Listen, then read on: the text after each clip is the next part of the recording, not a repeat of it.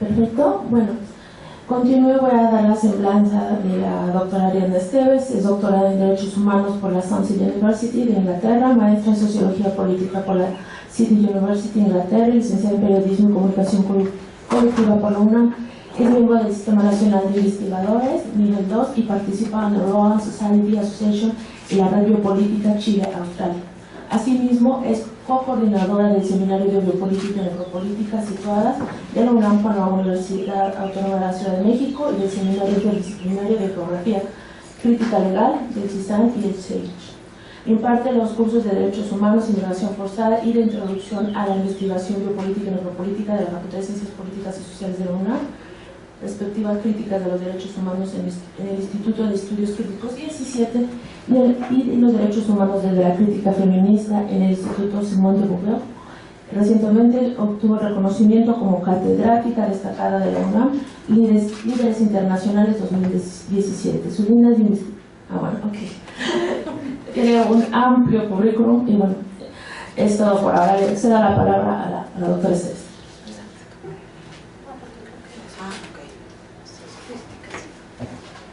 Buenos días, muchas gracias por acompañarnos en tiempo fuera de semestre.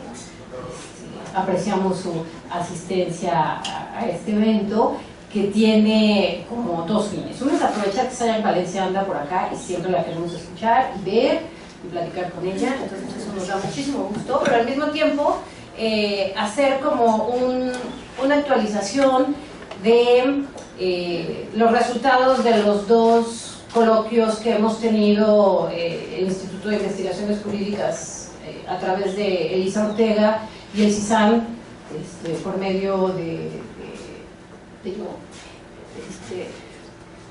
Y pues decirles más o menos en qué van los productos. Estamos a punto de sacar un par de libros, ¿no? Y bueno, estamos trabajando en el proyecto del segundo coloquio en el que va a escribir Sayaq, aunque no necesariamente pasó por el coloquio, pero siempre es un gusto y tener a Sayaq con nosotros. Entonces, lo que yo quiero compartir con ustedes es decir en qué se encuentran los resultados de estos coloquios que son parte del seminario Situando la Biopolítica y la Necropolítica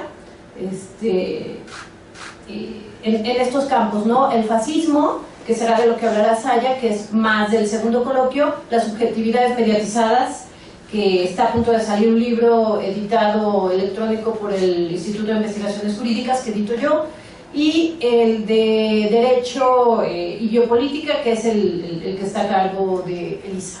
Bueno, ya les decía, los antecedentes son los coloquios 1 y 2 de Biopolítica y Necropolítica situada. El primero, que fue en 2017, tenía como tema hacer un diagnóstico sobre la situación de la investigación en estos temas y como muy en general en América Latina, el mundo más allá. Entonces fue como muy amplio, y este último, que fue en 2018, fue un poco más cerrado, más en términos de lo que conocemos como el neoconservadurismo global, tipo Trump, fascismos varios, etc.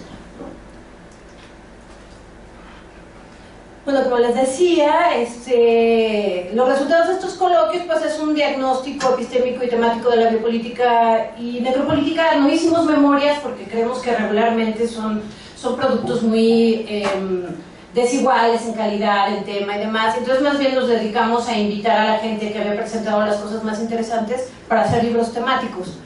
Entonces sobre el coloquio 1 saldrá más o menos en otoño el libro. ¿Por ahí?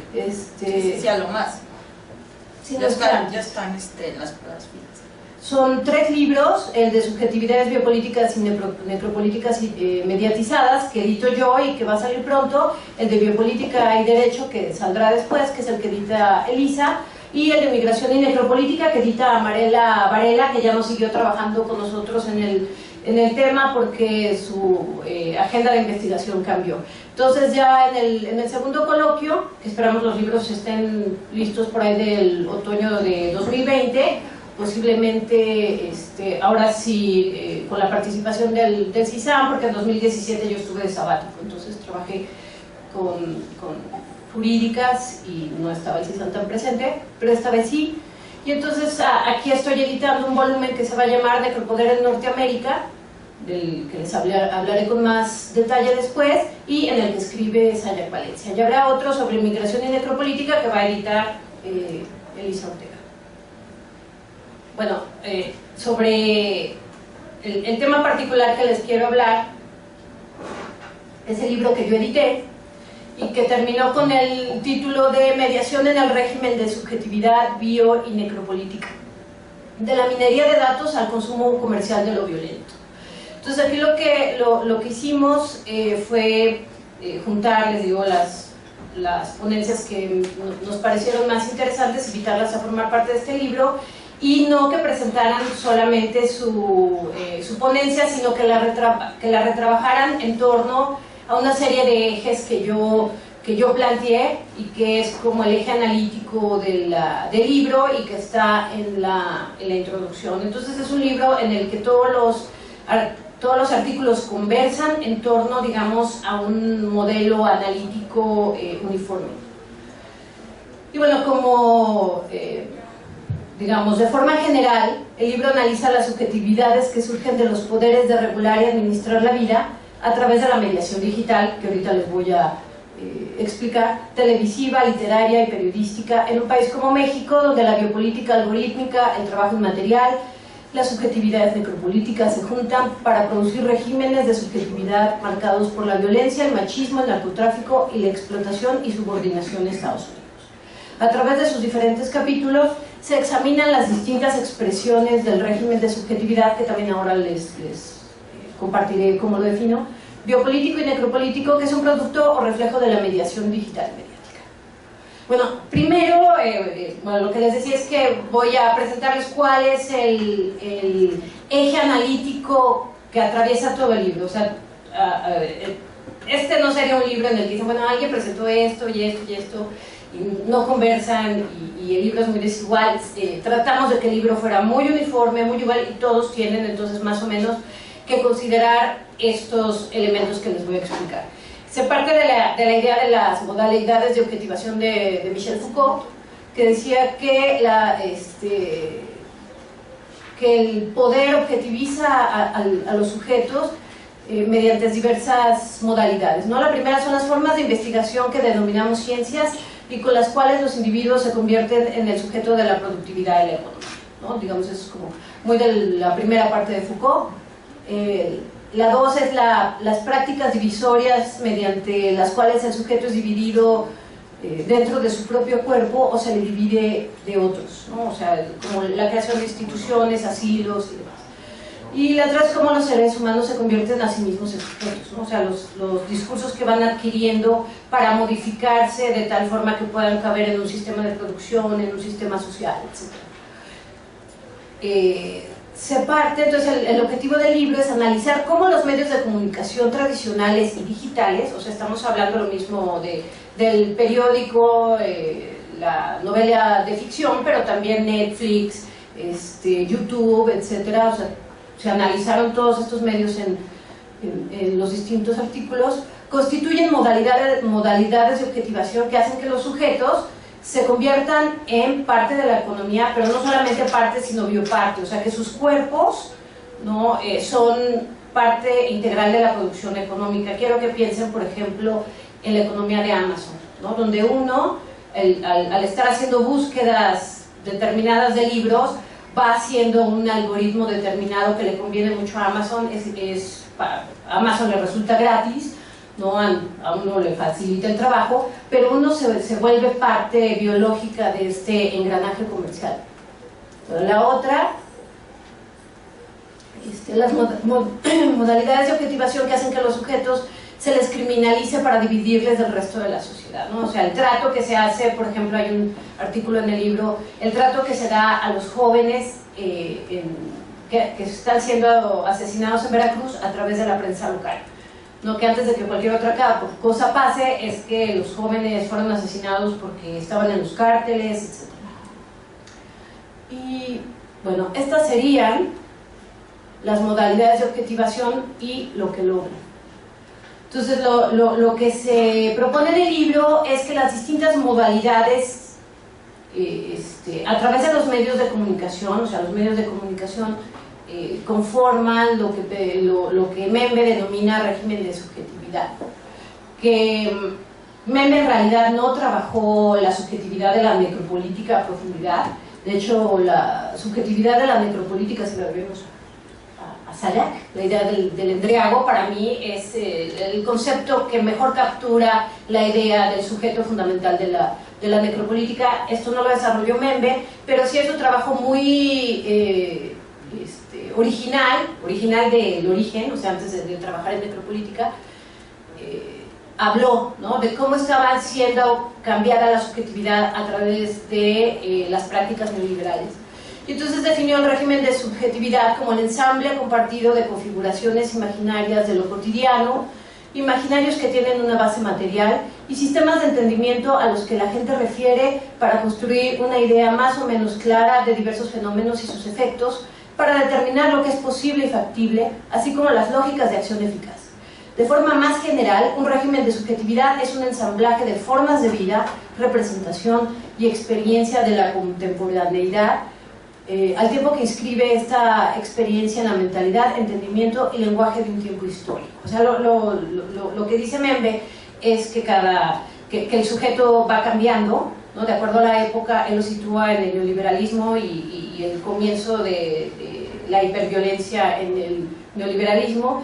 Y entonces la propuesta en el libro es que estos medios tradicionales, digitales, etcétera, al convertirse en modalidades de objetivación, conforman un régimen de subjetividad determinado, un régimen de subjetividad necropolítica. O sea, que los medios no son ajenos a la glorificación del sicario, por ejemplo.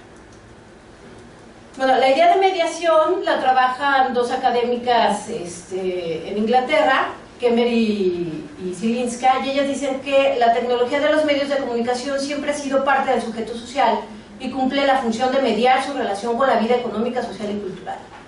La mediación es un proceso originario del surgimiento de los medios en el que las tecnologías son estabilizaciones en marcha de los flujos mediáticos.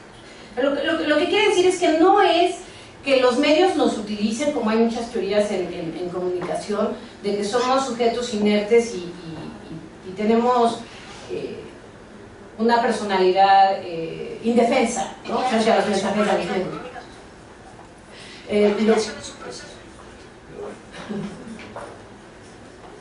Lo que estas académicas dicen es que los medios, desde que han surgido, y hablo desde la imprenta, pues, ¿no?, o sea, no desde la televisión o el radio, han tenido siempre una función de atravesar nuestra forma de interpretación de la realidad o de las realidades, las modifican o no las devuelven, y así nosotros vamos por el mundo. Esta es la idea de mediación. O sea, no es una idea estructuralista en que los medios son malos, malísimos y nos destruyen, ni tampoco que son lo máximo y nos liberan, sino que median nuestra comprensión en la composición de nosotros como sujetos y nuestra aprehensión de la realidad.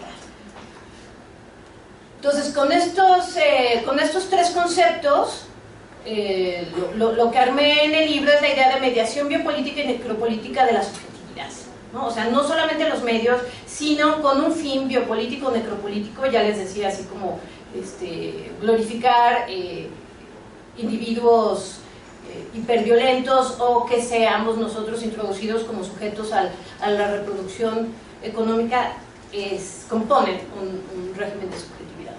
El concepto de mediación biopolítica y necropolítica es transversal a todos los capítulos del libro y permite valorar las diferentes modalidades de objetivación que se producen en los medios a partir de 4 ejes de análisis que surgieron a través de los textos que fueron entregados y de este modelo conceptual, ¿no? El primero es la biopolítica algorítmica, o sea, los algoritmos que nosotros producimos al estar haciendo búsquedas en YouTube, en Amazon, al hacer compras, etc. La política económica de los nuevos medios, la producción y patologización de subjetividades necroempoderadas y la legitimación y glamorización de masculinidades violentas. Estos son los 4 ejes en los que tiene que ubicarse cada uno de los artículos.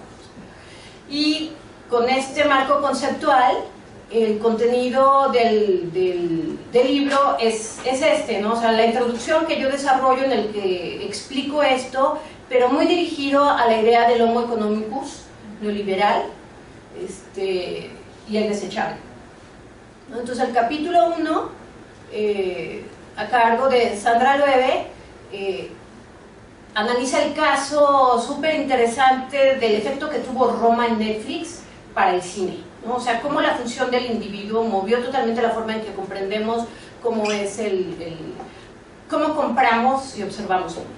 El 2, la de subjetividades necropolíticas 2.0, es la idea del narcoselfie. Aquí Fernando Gutiérrez Champion, que es alumno del doctorado en ciencias políticas, hizo este artículo en el que hizo un seguimiento, una antropología digital de sicarios, ¿no? De cómo se toman fotos, cómo participan en los retos, ¿no? El Cubeta Challenge. Y 2 años de metodología. 2 años de una súper etnografía, mucha profundidad, y bueno, es un joven muy brillante, y inmediatamente quise yo este artículo en mi libro, y entonces me lo vio, y está, es muy interesante. El otro es El Señor de las Moscas, cuando los niños juegan en estado de excepción, de Martín Gabriel Reyes Pérez, que es de la UDG. Aquí él habla de este caso, no sé si ustedes recuerdan, de unos niños que jugaron a un secuestro y terminaron matando al primo. Es el capítulo 4, la mecánica de sufrimiento y naturalización de la muerte violenta, que es lo que les decía hace rato, ¿no? El análisis de cómo se criminaliza a los jóvenes a priori a través de la prensa en Veracruz. El 5 se titula Nazario Moreno, de capo de la droga a héroe distópico, y aquí Citlali hace un análisis de las memorias y lo que Nazario Moreno escribe. Él es el líder de los templarios.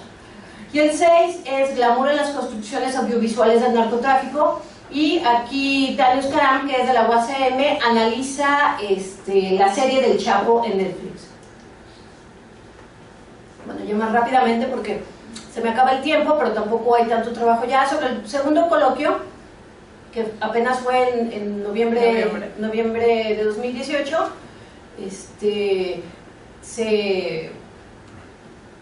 les decía, se enfocaba más en la idea del neoconservadurismo, y el libro que yo estoy editando, ya les decía, Elisa está editando uno sobre migración, yo estoy editando sobre necropoder en América del Norte.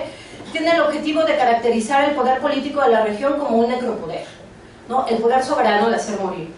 Examina las particularidades y diferencias relacionales de los necropoderes en 3 países que conforman la región, que es México, Estados Unidos y Canadá. Esto quiere ser como muy provocador, porque la idea es que el necropoder nada más existe en lugares como México, ¿no? O sea, que en Estados Unidos y Canadá todo el mundo es muy civilizado, muy lindo y demás, y nadie se necroempodera. Pero entonces la sugerencia es que sí, ¿no? Entonces hay un análisis de los dispositivos, subjetividades, sujetos necroempoderados y producción de espacios de muerte en toda la región para hacer esta propuesta, y queremos también hacer como una propuesta epistemológica de análisis de América del Norte desde un andamiaje conceptual muy mexicanizado, ¿no? Que ahí es donde entra Saya. Queremos invertir la lógica académica recurrente en los estudios sobre América del Norte, en la que se asume que la producción epistemológica corresponde a la academia anglosajona y la recolección de datos a la academia mexicana tercermundista. Entonces queremos hacer la propuesta de que no, que aquí vamos a teorizar sobre el poder de Estados Unidos, Canadá y México en términos de necropoder. Y bueno, los artículos van a analizar los dispositivos de regulación migratoria y fronteriza, extractivismo, moralidad legal y de producción de blanquitud, blancura, las subjetividades indígenas, esto es en Canadá, usuarios de drogas, como el homo jurídicos de la seguridad, el homo económicos de la economía fronteriza. Aquí hay un artículo mío también sobre migración forzada, y el índice sería así. Bueno, la introducción todavía estamos trabajando en ella. El primer artículo sería un poquito lo que nos va a presentar hoy Sayak: el racismo, fascismo y capitalismo gore en Estados Unidos. La idea es llamar un poco a cuentas a Trump como un individuo que promueve el fascismo a través de la migración, etcétera, etcétera.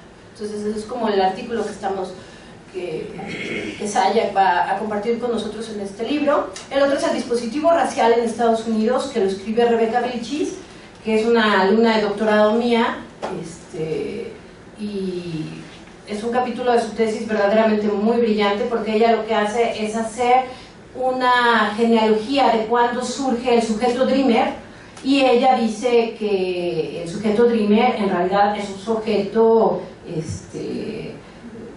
neoliberal, ¿no? O sea, que nos pueden convencer de que es de resistencia, pero en realidad es un sujeto que ha sido sujeto a el derecho neoliberal.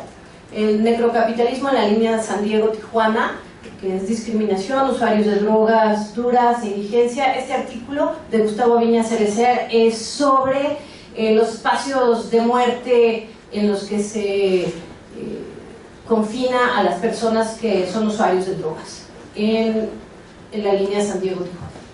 Luego, este artículo, algunos en inglés y otro en español, ya después se va a homologar, Necrosecurity, Youthful Navigations in the Monster City, que es de Brenda Gisela García, que estuvo haciendo una estancia conmigo, es alumna de un académico de una universidad en Chicago, que hace antropología, digamos, de los espacios de muerte, y ella hizo una etnografía en, digamos, colonias peligrosas aquí en la Ciudad de México, y entonces habla de no seguridad, sino necroseguridad, ¿no? O sea, la seguridad que va a producir muerte, no a producir o resguardar la vida. Mercancías desechables, políticas de muerte y migración internacional en México, de Javier Treviño Rangel, que es del CIDE, y este artículo es conceptualmente muy interesante, porque él habla no del tráfico de migrantes como un problema de seguridad, sino la característica del migrante como una mercancía de cambio, ¿no? Que finalmente puede ser desechable. O sea, hagan de cuenta ahorita la caravana, los tiramos, o no, o los podemos vender, etc. El otro es presente y futuro del necrocapitalismo en Canadá, ante la resistencia de los pueblos originarios y el deshielo del Ártico. Este también es muy interesante por el tema, y también porque va a ser hasta ahorita el único capítulo que tenemos sobre Canadá, pero es muy interesante porque critica lo que nosotros criticamos del gobierno canadiense aquí, ¿no? Con las minerías, etcétera, pero esto mismo en Canadá dentro de los territorios de los pueblos originarios. Entonces, la misma que nos aplica a nosotros Canadá, se la aplica a sus pueblos originarios. Y Getting Away with Murder, Derrison and the Organization of Human Disposability Among North American Migrants. Este también es un artículo muy interesante donde se propone estos conceptos, ¿no? Derision. Esta chica que también vino a hacer estancia conmigo, está en estudios organizacionales en la Universidad de Lyon, y ella está desarrollando esta idea de administración de la muerte, pero desde una perspectiva organizacional que es muy interesante, ¿no? Porque, o sea, no es nada más metafórico, como lo analizo yo, por ejemplo, sino la organización de los negocios como organización de la muerte. Entonces, esperemos que va a ser un libro también muy interesante, y hasta ahí será mi intervención. Esto es con toda la intención de antojarlos a que vean los libros que estamos por sacar. Y bueno, dejaría yo a Elisa, que la va a presentar Janet, que Janet está haciendo su postdoctorado conmigo. Como ven, yo exploto a toda la gente que viene con buenas intenciones a trabajar conmigo. Más bien, ¿cuánta energía tienes? Tienes muchísima energía. Y entonces, pues, bueno, muy interesante los comentarios de Ariana sobre las publicaciones que se están destinando a este seminario. Y bueno, presentaré a la doctora Elisa Ortega Velázquez, es investigadora titular de tiempo completo, definitiva, en el área de Derecho Internacional en el Instituto de Investigaciones Jurídicas de aquí de la UNAM. Es doctora en Derecho y maestra en Derecho Pública por la Universidad Carlos III de Madrid, y licenciada en Derecho por el Instituto Tecnológico Autónomo de México. Tiene postdoctorado en Derecho en el Instituto de Investigaciones Jurídicas de la UNAM, y ha realizado estancias de investigación en la Universidad de Chile y en la Universidad de Puerto. El Sistema Nacional de Investigadores del Consejo Nacional de Ciencia y Tecnología la reconoce con el nivel 1. Su línea de investigación son Derecho, Migración, Migración Forzada, Asilo y Refugiados, Niños, Niñas y Adolescentes, Migrantes y Refugiados, Estudios Críticos del Derecho y de Política y Neuropolítica relacionados con la migración y el asilo. Coordina la línea de investigación institucional, Derecho, Migraciones y Movilidades y el diplomado en Migración y Derechos Humanos, enfoques multidisciplinarios de investigaciones jurídicas de la UNAM. Adelante, doctora.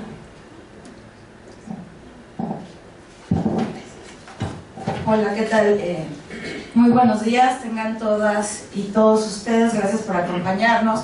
Pues bueno, como adelantó Ariadna, esta presentación corresponde, en primer lugar, en mi caso, para situar cómo el derecho se puede estudiar o analizar desde marcos teóricos que son divergentes a los que tradicionalmente nos enseñan cuando estudiamos derecho. No sé decir que haya abogadas o abogados, pero si hay, pues bueno, sabrán que no nos enseñan esto en la carrera cuando estudiamos derecho. Entonces, bueno, es un ejercicio para situar al derecho dentro de estos marcos teóricos que resultan ser muy sugestivos para analizar fenómenos como los que señaló Ariadna, ¿no? En mi caso, las migraciones. Y bueno, pues ese es como que el objetivo de la presentación del día de hoy, al menos en mi caso. La titulo El derecho como regulación de la vida, biopolítica legal. Todo este estudio se enmarca dentro de lo que en el derecho es una línea de conocimiento o epistemológica denominada estudios críticos del derecho. ¿Qué son los estudios críticos del derecho? Bueno, pues de una manera muy simple, son aquellos estudios que cuestionan el discurso jurídico institucionalmente sacralizado por los marcos teóricos dominantes, el positivismo y el naturalismo, que dejan fuera de lo jurídico al ámbito político y nos enseñan que las normas son las normas que tenemos en nuestros sistemas jurídicos, no importa si es common law o civil law, pues bueno, son neutrales, necesarias y justas, cuando en realidad son instrumentos para regular las relaciones de poder en la sociedad de acuerdo con la raza, la clase y el género.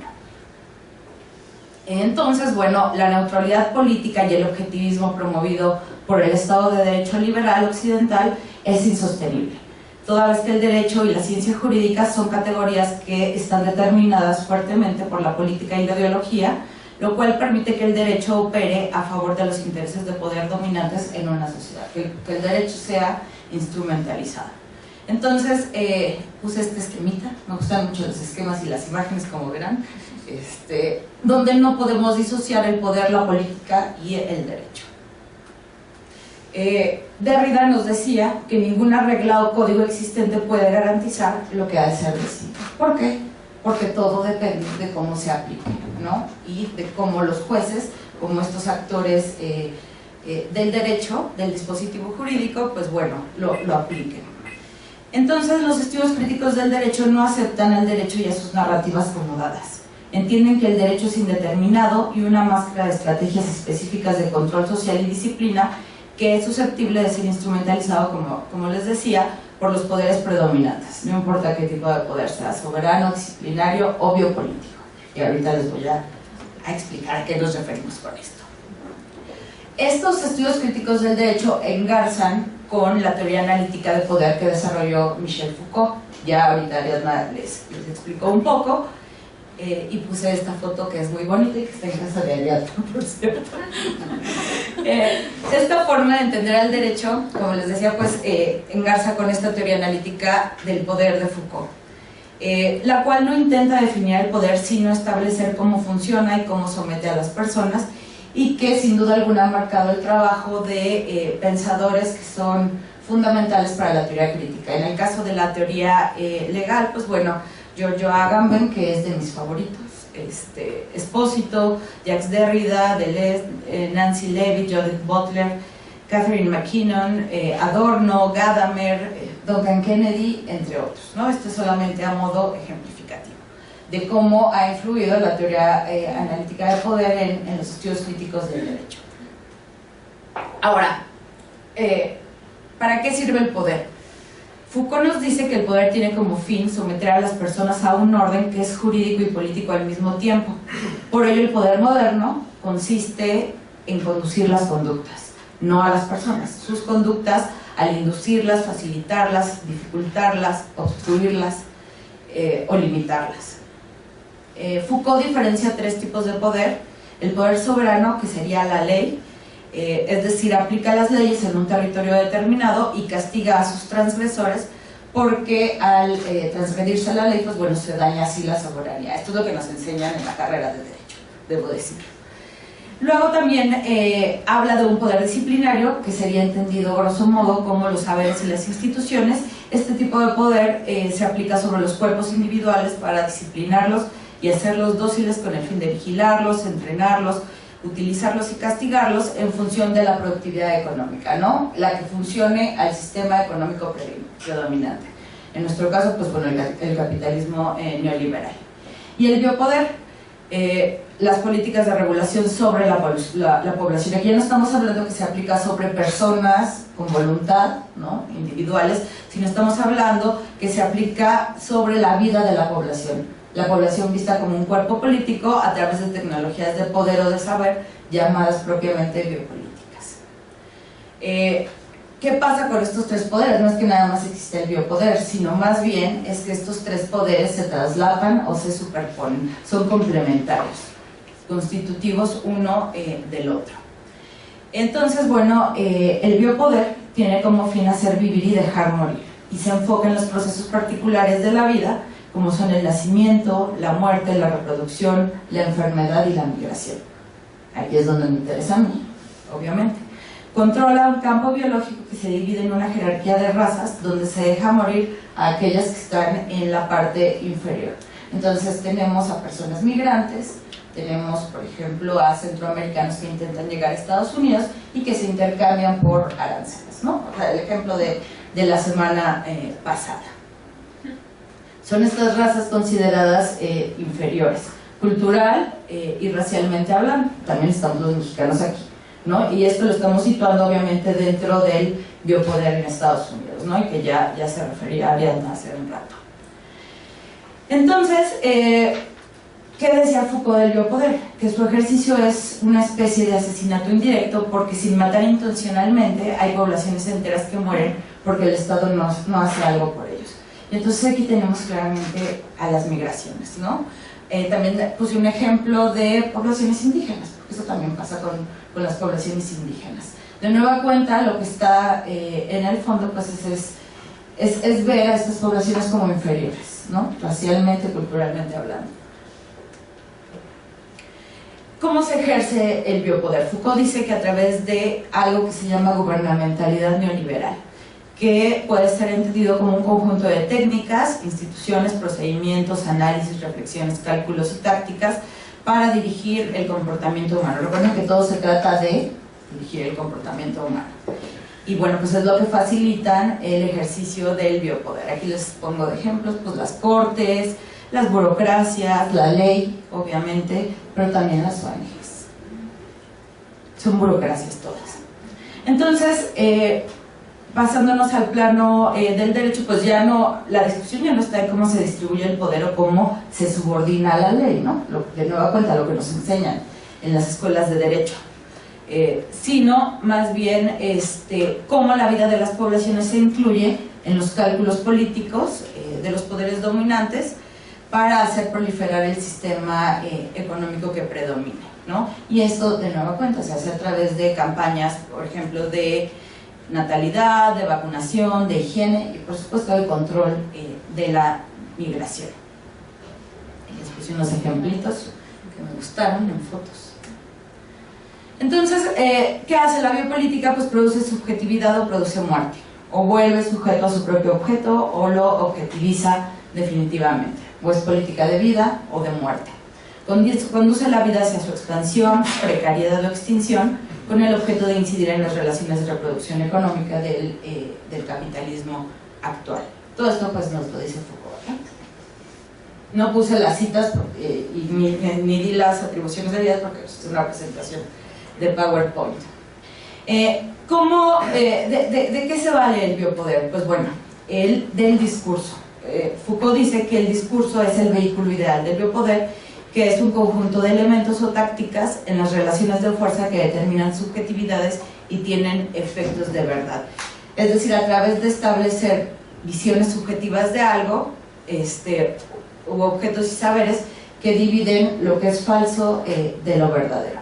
¿Y cómo hacen esto? Pues a través de lo que Foucault llama dispositivos, que pueden ser aparatos políticos, jurídicos o económicos, que permiten establecer precisamente la división entre lo falso y lo verdadero, las formas en que se sancionan uno y otro, las técnicas y los procedimientos para obtener la verdad y el estatus de los sujetos, que tienen como función decir qué es lo verdadero, ¿no? Los dispositivos son las formas en que se producen y distribuyen pues los discursos.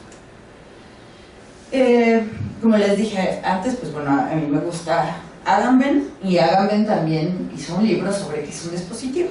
Y entonces Agamben lo que dice es que un dispositivo, de una forma como un poco más amplia, es cualquier cosa que tenga la capacidad de capturar, orientar, determinar, interceptar, modelar, controlar y asegurar los gestos, las conductas, las opiniones y los discursos de los seres vivientes.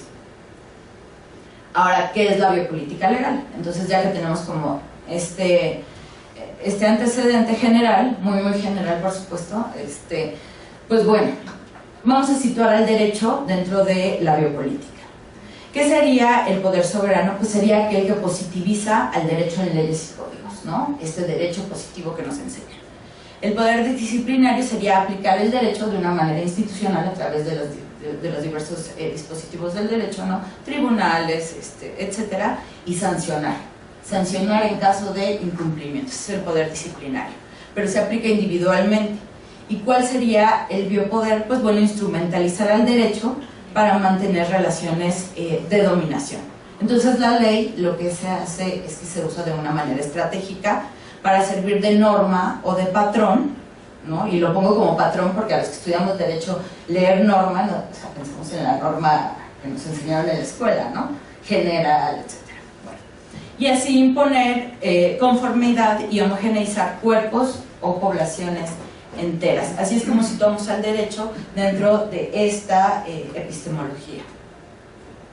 Así pues, la vida, mucho más que el derecho, que es al final de cuentas un instrumento, es la apuesta de las luchas políticas, incluso si se formulan a través de afirmaciones de derecho. Piensen en las declaraciones de derechos humanos, por ejemplo.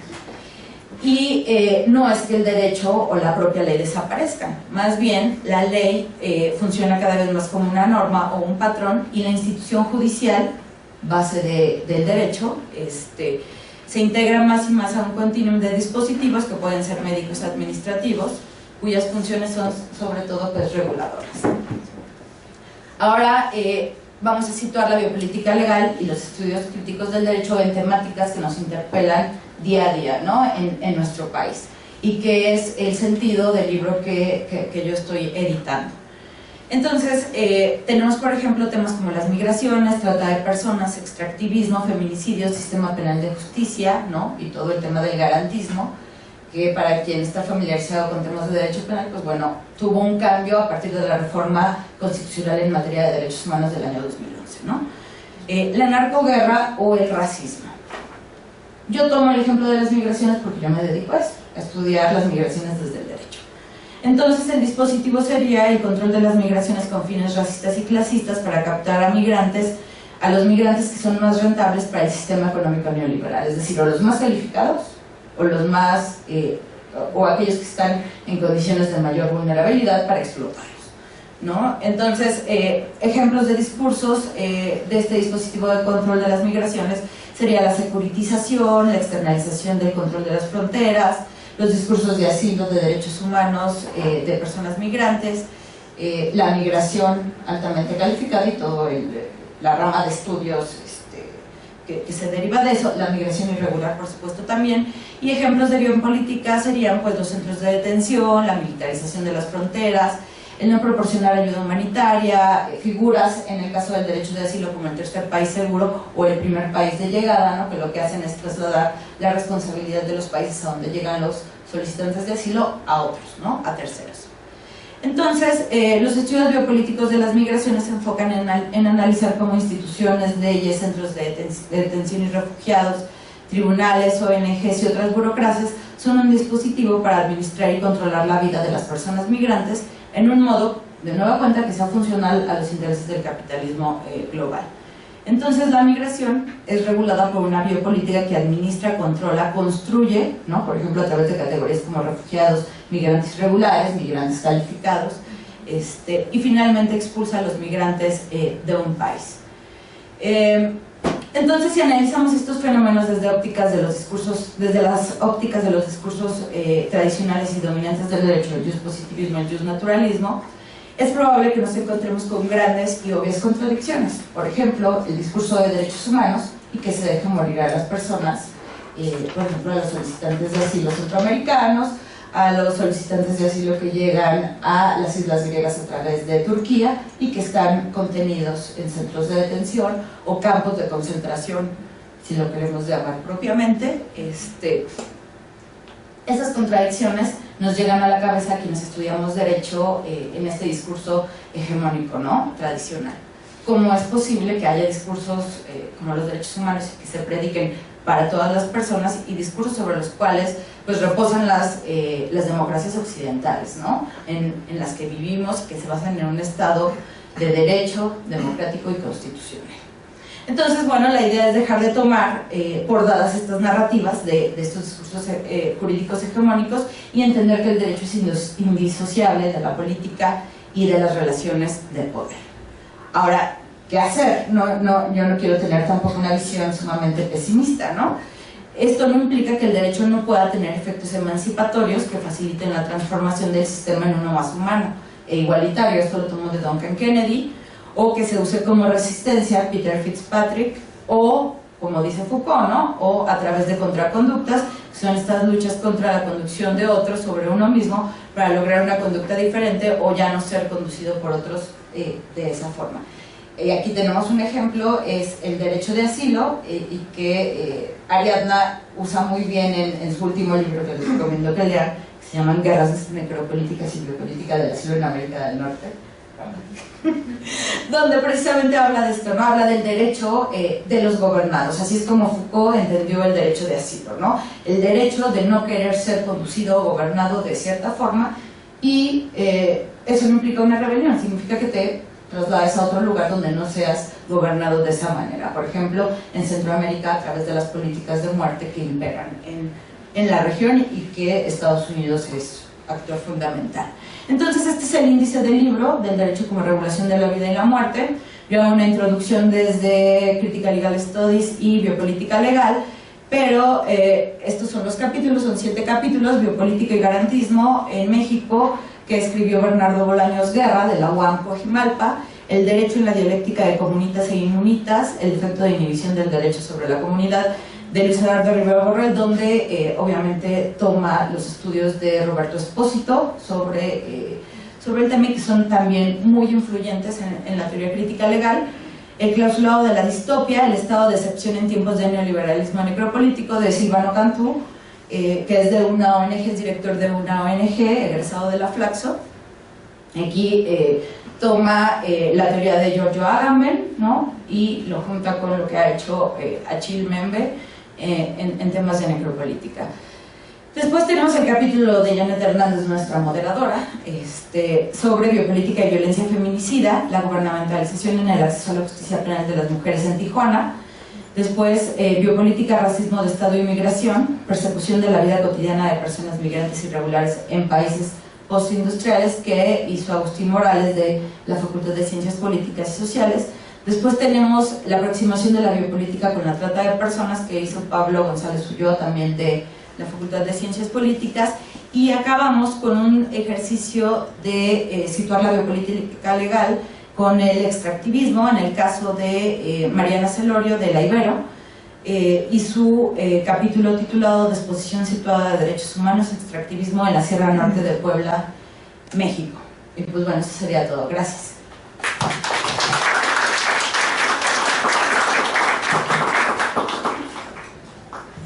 Muchas gracias, Elisa, súper interesante para nosotros los abogados, es algo fundamental que se toquen estos temas.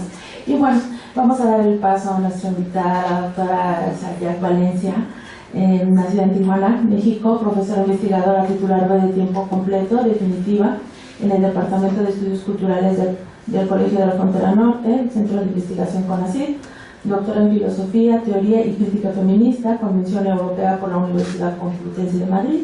Es miembro del Sistema Nacional de Investigadores Nivel 1, poeta, ensayista, y exhibicionista performática. Entre sus obras recientes incluyen World Capitalism en el Semiotexte de 2008, Capitalismo World de Paidos 2016 y Melusina Barcelona, y Albert Book, Aristas Martínez Badajoz 2012, El Reverso Exacto del Texto de Nigra Ediciones y Jueves Fausto de Ediciones de la Esquina, Non del Ser, Tijuana 2004, así como diversos artículos académicos en revistas de Latinoamérica, Estados Unidos y Europa. Sus líneas de investigación son transfeminismos, feminismos, teoría queer, género, sexualidad y poder, género y derechos humanos, masculinidades y narcocultura, capitalismo gore y biopolítica y necropolítica y psicopolítica, arte contemporáneo y crítica decolonial a la sensibilidad neoliberal. Muchas gracias, doctora. Adelante, tiene el uso. Buenas tardes, bueno, casi buenas tardes, buenos días todavía. Agradezco la invitación, por supuesto, el gusto de estar siempre en contacto con Ariadna y con Elisa, discutiendo estos temas, y también la asistencia, porque como mencionaron, estamos fuera del ciclo escolar, entonces eso se agradece muchísimo, y me imagino que están en finales o ya terminando, entonces eso es triplemente, pues, un gusto estar aquí con ustedes. Voy a hablar sobre, también quiero, antes de hablar sobre lo que voy a presentar, me gustaría agradecer las presentaciones y sobre todo que tomemos en cuenta como la apuesta discursiva que se está haciendo aquí, que es importante, no solo a nivel teórico, que eso es fundamental, sino la apuesta política para decir que desde México se puede producir un discurso de inteligibilidad y también de colonialidad de alguna forma, para decir que en Estados Unidos o en el norte del hemisferio se produce también este tipo de prácticas, y que para muchas de nosotros es evidente. Bueno, yo soy de la frontera de Tijuana, y para que por fin la realidad en la que vivimos tenga una discursividad, porque todo lo que está fuera del discurso y de la enunciación se permite en lugares de impunidad, tal como lo sabe Elisa con todo el ejercicio del derecho, pero también discursivamente cómo empatar esa realidad en la que vivimos y que no se parece para nada con los discursos que Occidente nos da para hablar de ella, ¿no? Entonces dices, bueno, en estas categorías estos señores quedan completamente impunes, y bueno, no solo señores, estas instituciones quedan impunes, pero nosotros, que somos quienes estamos viviendo en esta realidad, nos damos cuenta de que necesitan escucharnos, porque la realidad no tiene nada que ver con lo que están describiendo. Eso me parece muy importante, es una apuesta fuerte en el sentido de proponer una línea de investigación no solo novedosa, sino muy pertinente para ampliar la discusión en torno a qué es necropolítica y cómo, y también asentar responsabilidades sobre quienes las tienen, ¿no? Esta cuestión de la accountability que tanto se habla en Estados Unidos, pero que justo no se aplica ahí. Entonces, eso es muy importante también. Tuve el gusto de leer el libro de Subjetividades Mediatizadas, creo que también es una apuesta que da voz a personas jóvenes, investigadores jóvenes, investigaciones con temas que parecen poco serias dentro de la academia mexicana, pero que de alguna manera esta poca seriedad, que a mí no me parece que sean poco serias, sino están muy bien justificadas, da apertura también a otras voces que tienen que ver con gente más joven, que está leyendo la realidad de una manera casi desde la inmersión en esa realidad, y que nos está haciendo una muy buena traducción de lo que sucede del otro lado del mundo, al otro lado de la pantalla, ¿no? Creo que eso también es de rescatarse los saberes de personas más jóvenes para abandonar el adultocentrismo en el que vivimos, y también la relación crítica, una relación de conocimiento crítico también para con las personas mayores a nosotros, para poder tener una forma de crear un dispositivo crítico, pero también una forma de supervivencia también emocional y política, que están siempre totalmente juntas, como lo mencionaron acá, porque estamos viviendo un asedio constante, y bueno, la colonialidad nunca se fue, ¿no? Solo se volvió intermitente, pero sí creo que estas nuevas formas de producción de subjetividad a través del capitalismo de plataformas, los algoritmos y estas gestiones de la vida y de la muerte, nos pueden dar una noticia que a lo mejor con nuestras ortodoxias y nuestras ortopedias críticas del 19 con las que trabajamos y del 20, no es posible hablar de estos temas. Entonces yo creo que sí está haciendo un trabajo de retraducción, no solo cultural, sino también epistemológica y etaria, que es fundamental para que nosotros podamos construir un mundo más vivible y también para eliminar esta disociación entre nuestros conocimientos y las realidades en las que vivimos, y por supuesto para tener espejos en nuestras casas, ¿no? Porque me refiero a que mucha gente piensa en México que es europea. Entonces, porque nos educaron para pensar como europeos, para hablar como europeos en castellano, pero señores y señoras, nosotros tenemos una realidad de mexicanos, entonces que nuestra realidad le haga justicia a las circunstancias en las que vivimos, y eso creo que es súper importante. Entonces este libro es un gran espejo, que creo que estos libros son un gran acierto en ese sentido.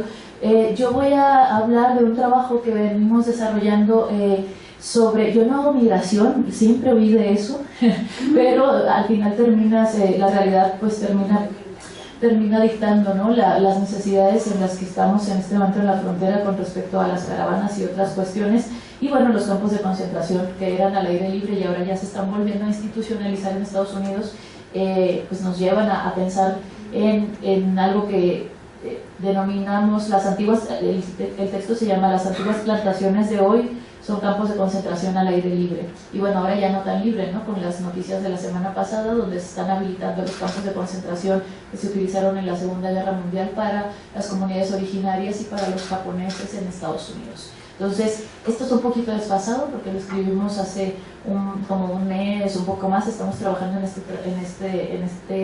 paper Liliana Falcón, que está aquí, y yo le doy el crédito porque, bueno, Liliana es periodista y hace todas esas cosas que uno como académico solo se imagina, pero el dato duro y la cifra y el campo y todas estas cuestiones, también un saludo a la gente que se dedica desde la comunicación a crear también espacios como de contrainformación, ¿no?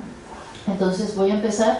Escribimos esto desde Tijuana, y por eso estoy hablando en plural, no es solo una forma académica, sino una forma de reconocer el trabajo en conjunto. Escribimos esto desde Tijuana, frontera del norte de México y del sur de Estados Unidos, de Norteamérica, emblemática sobre todo por su leyenda negra que la identifica como una ciudad de paso, de vicio, y el lugar al cual acudir si quieres comprar sexo, drogas, alcohol y diversión a bajo precio, o el sitio al cual llegar si quieres pasar al otro lado. Desde este lado del mundo sur asistimos al ascenso, recrudecimiento y expansión de una política migratoria basada en los principios de la necropolítica, es decir, una manera de gobernar a través de las masacres como un continuum colonial de control y de exterminio de poblaciones racializadas que parecen redundantes al proyecto del neoliberalismo y que en su dimensión actual, al menos en las fronteras del sur global, toma la forma descarnada de capitalismo gore. Entendemos por capitalismo gore una forma de economía que se alimenta del derramamiento de sangre explícito e injustificado como precio a pagar por el tercer mundo global, entendido conceptualmente como un espacio de expolio neocolonial que se aferra a seguir las lógicas del neoliberalismo exitista y que describe también el altísimo porcentaje de vísceras y desmembramientos frecuentemente mezclados con el crimen organizado y reproducidos en YouTube y corridos alterados, con la división binaria del género y la sexualidad y los usos predatorios de los cuerpos.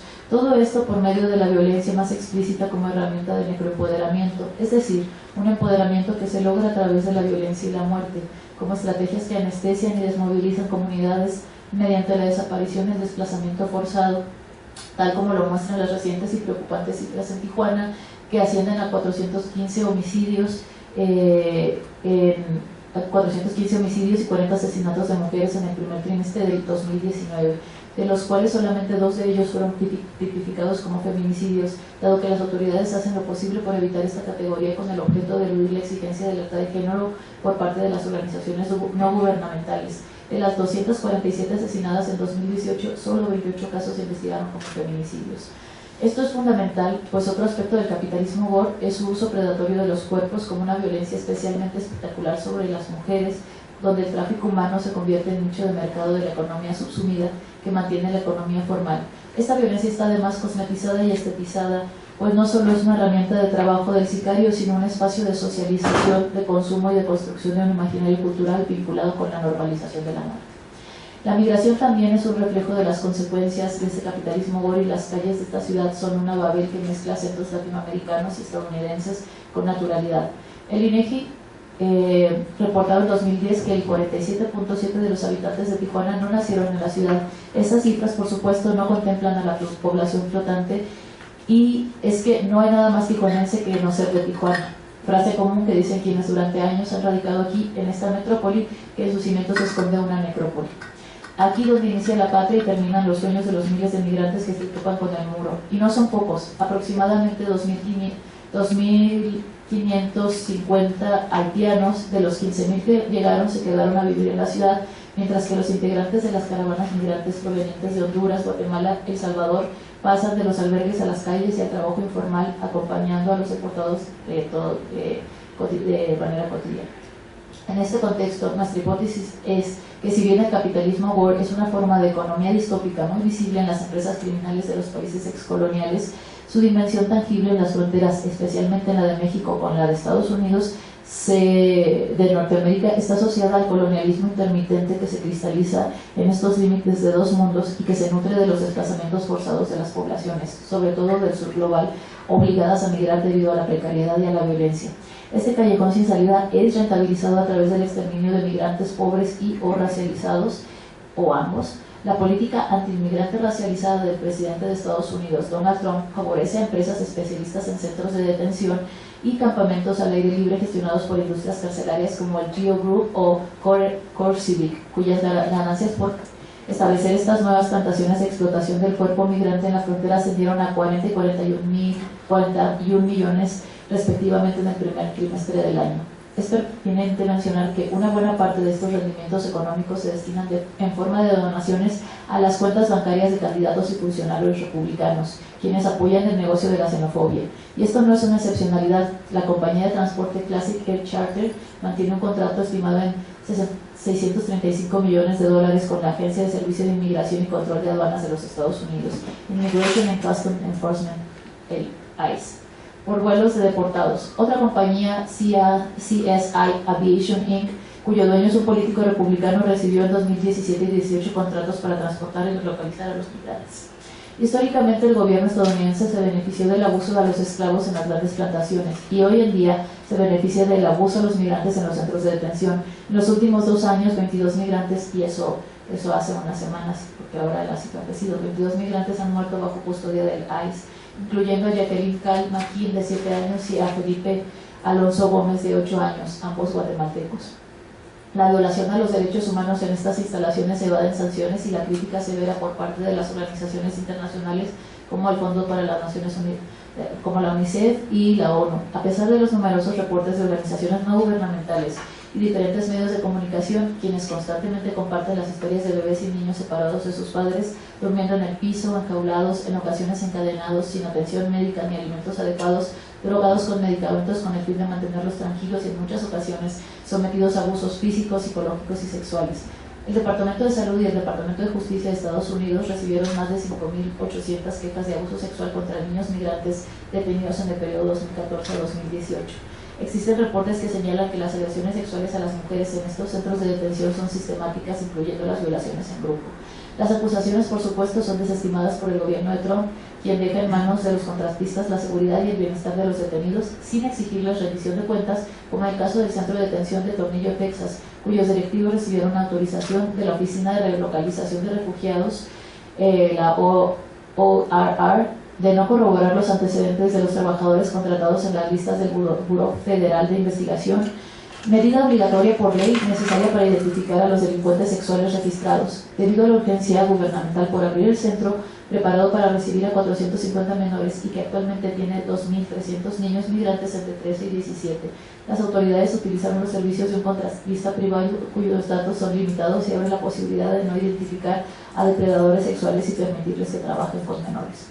Estos horrores abonan a la causa de un gobierno republicano que se capitaliza a sí mismo mediante la explotación del discurso antimigrante, alimentando el fanatismo de su base de votantes alineados con la supremacía blanca y el nacionalismo con Z, invirtiendo los impuestos en nuevos centros de detención que les garantizan cuantiosas donaciones que permitirán financiar campañas políticas para perpetuarse en el poder. Ciertamente Trump no creó estos campamentos, pero su política se ha enfocado en expandirlos para construir así la narrativa del migrante como el enemigo público número uno del pueblo estadounidense. Entre otras medidas, anunció en 2018 la política de cero tolerancia y justo antes de las elecciones generales gastó $200 millones en enviar a 5.800 tropas a la frontera con Tijuana, esto que no es otra cosa más que una performance política desplazada en la cual los sujetos migrantes fueron tomados como cuerpos para la puesta en escena de la supuesta y terrible amenaza contra la seguridad nacional construida como tal para el gobierno estadounidense durante las elecciones de la segunda ronda.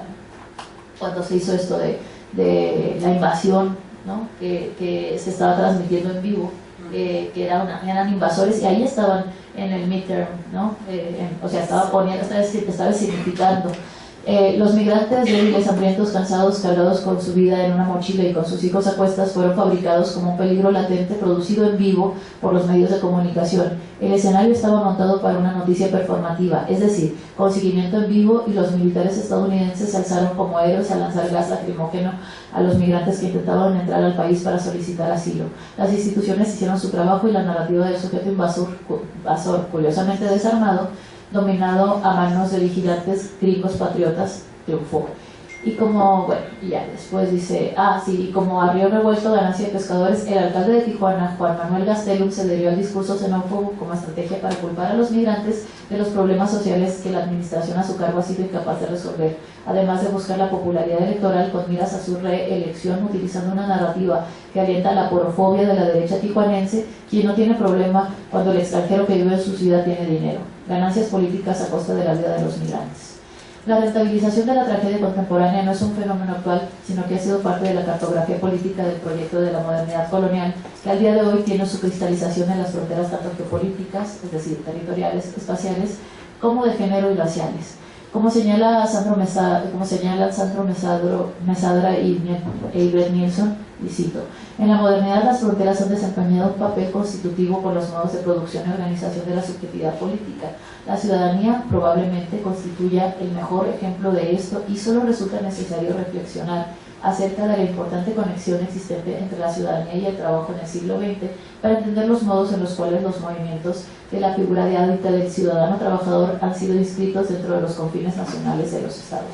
Es decir, trabajo y ciudadanía han sido la diada que posibilitó el proyecto de modernidad en Europa, pero que no fue extensivo a las poblaciones de las antiguas poblaciones coloniales, quienes no fueron concebidas como humanas y mucho menos como ciudadanas, sino como cuerpos máquinas de trabajo que en base a su exclusión permitieron generar plusvalía suficiente para legitimar el modelo europeo del trabajador ciudadano. Estamos conscientes de la distancia histórica entre ambos fenómenos y no afirmamos que las condiciones de opresión de las poblaciones explotadas contemporáneas sean equivalentes a la de la modernidad colonial. Sin embargo, el parecido es muy evidente, lo cual nos da pie para hablar de una intermitencia colonial que conecta el siglo XV con el XXI a nivel de producción de desechabilidad de ciertos cuerpos, leídos como subalternizados, y que se hace evidente, por ejemplo, en los salarios diferenciados de quienes cosechan marihuana en las plantaciones de California. Si el pasaporte es mexicano o latinoamericano, la paga es considerablemente menor a la del jornalero europeo. Ambos trabajan de manera ilegal, pero al parecer las manos blancas merecen más. El capitalismo no es simplemente una economía criminal, sino que refuerza ciertas lógicas y coreografías sociales en torno al género, a la sexualidad, a la raza y a la etnia, a la clase y a la diversidad funcional, y por supuesto al estatus migratorio. La aportación de este capitalismo no es simplemente describir la predación del neoliberalismo, sino la manera en que se conjunta con lógicas coloniales de subhumanización de ciertas poblaciones que se cristalizan en un sujeto masculino que tiene que engarzarse a estas lógicas para volverse moderno, civilizado y proveedor. Le denominamos a esto necromodernidad, pues también existe cierta exotización de raza, porque como todos sabemos, el dinero blanquea. Así, la dimensión fronteriza puede ayudarnos a entender la migración como proyecto político de expolio, es decir, de saqueo material y simbólico dentro del mapa de gobernanza internacional que conecta la dimensión colonial con el fascismo, pues en ambos casos se reafirma el racismo como una tecnología de gobierno de las poblaciones que a través del enfrentamiento violento genera rentas simbólicas, sociales y materiales para las poblaciones no minoritarias. De esta manera, a través de la producción de argumentos y justificaciones nacionalistas se fomenta la rivalidad y se elimina la hospitalidad entre comunidades en pos de salvaguardar una identidad nacional que esconde imaginarios coloniales. Con el colonialismo que se luce en comunidades privilegiadas, como por ejemplo toda la costa de Baja California, que en la cual se rentan las casas en dólares y la mayoría son propietarios estadounidenses jubilados. Incluso el periódico local de esas comunidades como de privadas está en inglés. Bajo esta argumentación, Occidente se pregunta, y esto creo que es el centro de la pregunta de esto que estamos investigando, Occidente se pregunta, ¿cómo ha vuelto el fascismo? ¿Por qué la política del cinismo y del odio se vuelve un factor común que caracteriza a los gestores del nuevo orden mundial? Mandatarios como Trump o Jair Bolsonaro, presidente de Brasil, son ejemplos de este ascenso del fascismo 2.0. Ellos, quienes a golpe de tuit hacen tanto declaraciones políticas como personales, que dada la gravedad y falsedad de sus argumentos, confunden el régimen de verdad y la fiabilidad de las democracias contemporáneas, que cada día se tornan más un subterfugio fascista, llevándonos a reconceptualizarlas como democracias fascísticas. Nos inspiramos en el término democracias fascistas de Sila Einstein de 2012 y realizamos una lectura cruzada con el concepto de Guattari Rolnik, en el cual se refieren al capitalismo como un régimen de gobierno de las poblaciones a través de lo capitalístico. Entonces, con democracias fascísticas hacemos referencia a un tipo de democracia contradictoria que utiliza el gesto estético y el diseño para ocultar o celebrar, según sea el caso, sus tintes fascistas y disfrazarlos de inofensivos, pero que tiene largo alcance en forma de tiene largo alcance en la forma de crear un consenso sensible y acrítico. O en palabras de Antonio Méndez Rubio, el fascismo ha vuelto porque, y aquí cito a Méndez Rubio, existe un vínculo pragmático e inercial entre el ambiente social actual y un fascismo de baja intensidad. A la larga, la baja intensidad es más eficaz, sin ser tampoco excluyente, sino de hecho complementaria del recurso de alta intensidad del conflicto bélico, la represión policial o la combinación de legalidad y uso de fuerza. Cierro cita. Ambas nociones, democracias fascísticas o fascismo de baja intensidad, son dos conceptualizaciones certeras para hacer una radiografía de lo que acontece en el panorama político y geopolítico global. Sin embargo, desde nuestra perspectiva, para entender este nuevo ascenso al poder de la clase ultraconservadora, hace falta volver a los libros de historia, pero no solo a los de la historia oficial occidental, que sitúan al fascismo en una época, unos actores y una geopolítica determinada, la Segunda Guerra Mundial y el eje del mal, Alemania, Italia y Japón, contra el pueblo judío europeo como objetivo, porque esa es la historia localizada del nazismo en Occidente, pero nuestros tiempos exigen una mirada de largo alcance. Es necesario voltear hacia la historia colonial que hoy configura e impregna nuestra cotidianidad de manera muy visible en las fronteras del sur de nuestros propios territorios. Para entender es necesario posar nuestros ojos con sus filtros coloniales sobre el sur global, para entender que el fascismo no ha sido una extraña y anómala excepción a la regla democrática, sino que es la continuidad de la forma más persistente y primigenia del capitalismo Born, es decir, el colonialismo. Por tanto, es necesario insistir en la pregunta de Angela Davis: ¿por qué no podemos entender que la inmigración es la secuela del colonialismo y de la esclavitud? América necesita entender, y aquí con América me refiero al continente, entender que es un continente diverso, racializado, multicultural y complejo, y que México entienda que no solo es un país o una ficción política que legitima el separatismo y las lógicas genocidas al interior de sus comunidades y al sur de sus fronteras. Para poder hacer esto necesitamos al menos 5 cosas, y ya voy a terminar porque yo creo que ya voy mal de tiempo. Bueno, es que hablo muy rápido, a ver si se entendió algo. 1. Prestar, y luego con café, olvídenlo. Prestar atención a los saberes de las personas racializadas y minoritarias, así como los migrantes y sus habilidades y estrategias de supervivencia no violenta. Este reconocimiento no como un acto de benevolencia, sino como un reconocimiento respetuoso de sus habilidades que pueden crear herramientas de lectura y transformación social de la realidad para activar un despertar colectivo en contextos altamente necropolíticos, es decir, sumamente violentos, empobrecidos y saqueados. 2. Crear una red organizada de activismos transnacionales con impronta antirracista y anticarcelaria, transfeminista y queer, cuyos encuentros y toma de los espacios públicos nos visibilicen como sujetos políticos que en alianza quieren producir justicia y bienestar para todos, tanto al interior de nuestros territorios como en las fronteras.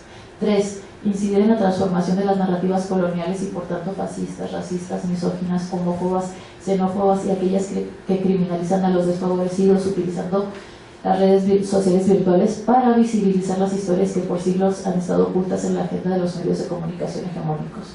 Tomar las calles hasta formar multitudes en alianza que logren superar el viejo concepto de pueblo como masa estandarizada y legitimada para excluir a los que se desvían de la norma de cuerpo social nacional, heterosexual, ciudadano y trabajador.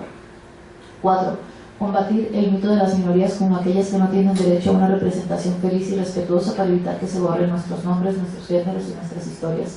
La vida no es cuantitativa, sino cualitativa, y si nos tocan a una, nos tocan a todos.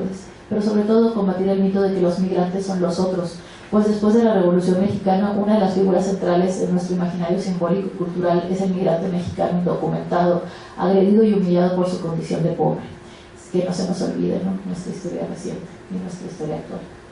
5. Hasta que no caiga el capitalismo gore, habrá que infiltrarse y luchar contra la política, desde la política pública, para conseguir la justicia que por siglos ha sido negada desde los puestos de representación popular. Por eso tan importante el derecho crítico, ¿no?, para hacerlo ahí en ese sentido, para evitar que acosadores sexuales sean parte de las instituciones jurídicas y educativas de nuestro país, desde las fiscalías para encarcelar a los policías y las fuerzas del orden que asesinan impunemente a los migrantes centroamericanos o que trafican con ellos, desde las escuelas primarias para que los estudiantes trans puedan ir al baño en paz o cambiar sus documentos sin cortapisas legales o ponerse falda o pantalón sin que nadie se rasgue las vestiduras, desde los vecindarios para que nadie tenga una actitud pasiva cuando escuchan a mujeres pedir auxilio ante la amenaza de golpes, violación o asesinato y cesen los feminicidios diarios, desde las industrias culturales para frenar el acoso y visibilizar otras formas de ser, de estar y de empatizar, de amarse y relacionarse, en fin, desde la cotidianidad de reconocernos en los ojos del otro. Nuestras palabras tienen la intención de hacer alianzas críticas en un estado de emergencia en el que nos encontramos en ambos lados de la frontera norte y en la frontera sur de México. Alianzas entre devenires minoritarios y transfeminismos, es decir, entre los migrantes, las mujeres, los queers, los racializados y todos aquellos que están fuera o no quieren ser parte vicariamente del proyecto del Estado-Nación necropatriarcal y neoliberal.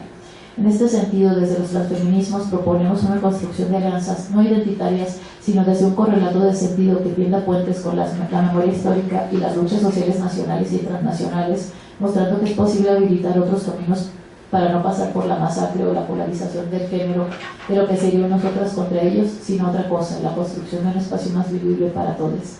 Cerramos recordando las palabras de la poeta y académica chicana Cherry Moraga: el verdadero poder, como tú y yo lo sabemos bien, es colectivo. Yo no puedo soportar tenerte miedo, ni tú a mí. Si para ello se requiere un choque de cabezas, hagámoslo. Esta refinada timidez nos está matando. Pero justo ahora nos está matando el machismo, a razón de 10 por día. El capitalismo gore también se compone del silencio. La omisión es una acción. Las transfeministas y los minoritarios nos preguntamos y les preguntamos: ¿para cuándo la revolución masculina que logre desobedecer a los mandatos machistas que empiezan por negar este machismo impune, este patriarcado gore que le otorga privilegios a costa de nuestro bienestar y nuestras vidas, tanto a Trump como a cualquier individuo que le guste o quiera suscribirse a esta forma de administración del cuerpo de los minoritarios y de las mujeres a través del ejercicio de la violencia que termina en muerte? Nosotras desobedecemos. Ustedes, ¿cuándo? Gracias.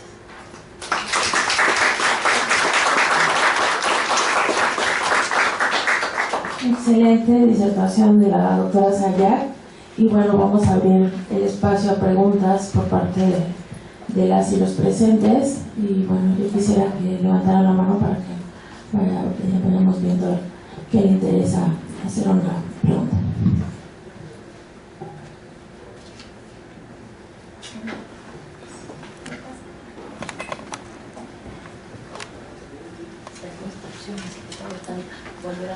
Hola, buenas tardes. Mi nombre es Miriam David y tengo una pregunta, bueno, para cualquiera de la mesa que quisiera contestar, pero en especial a la doctora Sayac.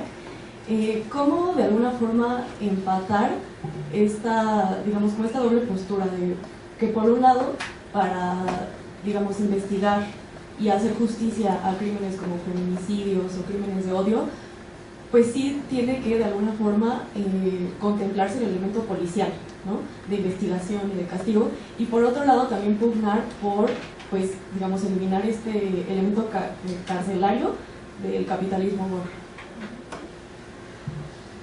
De hecho, creo que esa es una excelente pregunta y justo es algo que nos mantiene como casi en una crisis existencial a muchas de las personas que queremos que las cosas cambien. Desde mi punto de vista, aprecio mucho el trabajo que se hace desde las instituciones y lo legal. Yo no participo de ese discurso porque evidentemente no tengo como los elementos, no soy abogado, pero sobre todo creo que no son incompatibles en el sentido de que las luchas se trabajan de manera transversal. Estoy a favor de que las personas tengan derechos, no solo humanos, que creo que ya cuando llegamos a los derechos humanos es que nos quitaron todos los otros derechos políticos, derechos sociales, derechos económicos, ¿no? Que las abogadas sabrán mejor que yo que tenemos miles de derechos y que la gente al final termina diciendo derechos humanos para hablar de un montón de cosas que podrían resolverse con otro tipo de litigio, ¿no? Pero bueno, la cuestión es que para mí creo que por un lado la lucha está en si se hablan desde las instituciones, por supuesto que se tenga ese tipo de gestión, y cómo se habla de lo anticarcelario. Pues para mí, desde la perspectiva de Angela Davis, que es, como sabes, es una activista afroamericana y cuya relación con la cárcel,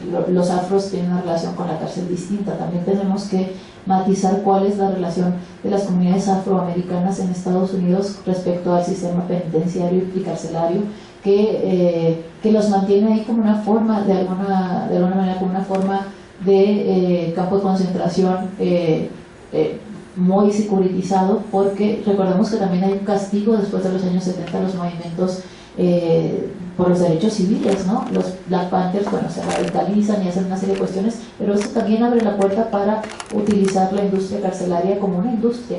No sé si en México funciona de la misma manera, creo que no, que todavía las cárceles no son privadas, o la mayoría no son privadas, hay algunas de alta seguridad, y bueno, este dispositivo carcelario en México tiene otras, otras modalidades que tendríamos que discutir de manera bien a profundidad. Pero en el sistema carcelario de Estados Unidos, lo que estamos tratando de hacer aquí con este trabajo, y que está todavía en ciernes, es ver cómo se desplaza el sistema carcelario a los campos de concentración, o cómo se les nombra de distinta manera, pero en realidad tiene una función muy determinada y que está muy emparentado con la racialización. En el caso de las comunidades afro hay una pieza muy buena del año 2000, no estoy segura si es del 2014 o 2015, estaba en el MoMA en Nueva York, que se llamaba la manzana de los 15 millones de dólares, y se hablaba de que en esa manzana, en Harlem creo que era, habían gastado 15 millones de dólares para volver segura ese lugar, y habían encarcelado a cientos de personas jóvenes afroamericanas, sobre todo varones, para poder meterlos en estos lugares, porque aunque parezca que no, las rentas se obtienen justamente de la seguridad privada y una serie de cuestiones que no es todo lo que producen estos cuerpos, sino lo que producen estos cuerpos en detención. Entonces, no es un sistema donde se esté buscando perseguir un delito real, sino que se está buscando encerrar a estas personas para producir riqueza a través de su encierro. En el caso de México, el sistema jurídico y penal tiene unas disposiciones lamentables, ¿no? O sea, tenemos creo que el 1% de resolución de casos, y eso es terrible y probablemente lo más frustrante para las personas que se dedican al derecho, ¿no? Porque pues evidentemente estás en búsqueda de justicia, pero tiene otra disposición. No están, el encierro genera ganancias, por supuesto, pero no es porque estén encerrados en sí mismos, sino que están dentro de otro marco, digamos, de discusión. Ahí, desde mi situación fronteriza, creo que podríamos ver las dos partes. Y sí estoy en contra del sistema carcelario en el sentido de Angela Davis, en el sentido de que no se vuelva la corporación de la cárcel para que no solamente no se resuelvan. Supongo que cuando esto suceda en México, las cárceles se van a llenar, pero no de gente responsable de los crímenes, ¿no? Como falsos positivos, digamos, hablando ya en una lógica, pues casi de paramilitarismo, ¿no? Donde se van a fabricar culpables porque las cárceles tendrán que estar llenas para poder recibir los recursos.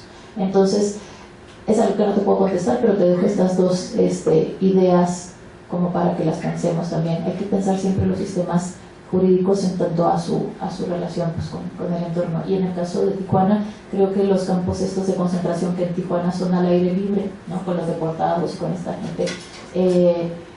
Después, al otro lado, la instrumentalización se vuelve un edificio, o sea, se vuelve un campo de concentración real. Entonces, estas dos disposiciones que están atravesadas por un murito así que ves y que en realidad no divide nada, pero que sí nos habla de la instrumentalización de la necropolítica con dos tintes distintos. Por eso en Estados Unidos podríamos pensar en fascismo, no con toda esta tecnología gubernamental heredada del nazismo, sobre todo los campos de las cámaras de gaseado y estas cosas, pero que ahora son cuartos de refrigeración, parece, ¿no? Hay un proceso fuertísimo que me estaba comentando ayer Liliana sobre cómo hacen que la gente muera, ¿no? Y ya no vamos a hablar sobre eso porque creo que aquí Ariadna y Elisa podrían darte mejores respuestas que yo. Sí, sobre ese tema y sobre todo la forma en que lo desarrolló Saya, yo quisiera comentar este tema, pero además por las decisiones de gabinete que se hicieron el fin de semana respecto a la migración y Trump. Hay que recordar que en Estados Unidos el encarcelamiento masivo de negros fue una forma de mantener la esclavitud por otros medios, ¿no? O sea, me imagino que muchos de ustedes han visto el documental en Netflix de la 13ª enmienda, ¿no? Que lo que dice esta enmienda es que todo el mundo tiene derechos a menos que esté encarcelado, ¿no? Entonces, se toma este pretexto jurídico, ¿no? Se encarcela a los negros masivamente para que no puedan ejercer derechos al voto, o sea, derechos políticos y civiles que de otra forma permitirían que tuvieran una participación más amplia en las decisiones políticas del país. Y luego con la reciente, o bueno, no tan reciente porque debe tener por lo menos unos 30 años, acometida contra los migrantes, hay incluso una subdisciplina, o no sé cómo llamarle dentro de la criminología crítica, que es la crimigration, ¿no? O sea, la forma en que se junta el derecho penal con el derecho migratorio y se hace lo que los académicos criminalistas críticos llaman crimigration. Entonces yo creo que esto que tiene que ver con todo el encarcelamiento de los migrantes de forma parecida a cómo se encarcela a los negros en Estados Unidos, que ha estado bien ubicado en Estados Unidos, con las medidas recientemente tomadas, ¿no? La actitud que tomó el gobierno mexicano respecto de este acuerdo de detener a los migrantes a cambio de no imponer aranceles. Habría que ver que quien fue nombrado encargado de la migración ahora es el encargado de prisiones, sin renunciar a su cargo de encargado de prisiones. O sea, la misma persona que va a llevar las prisiones en este país va a estar a cargo de la migración.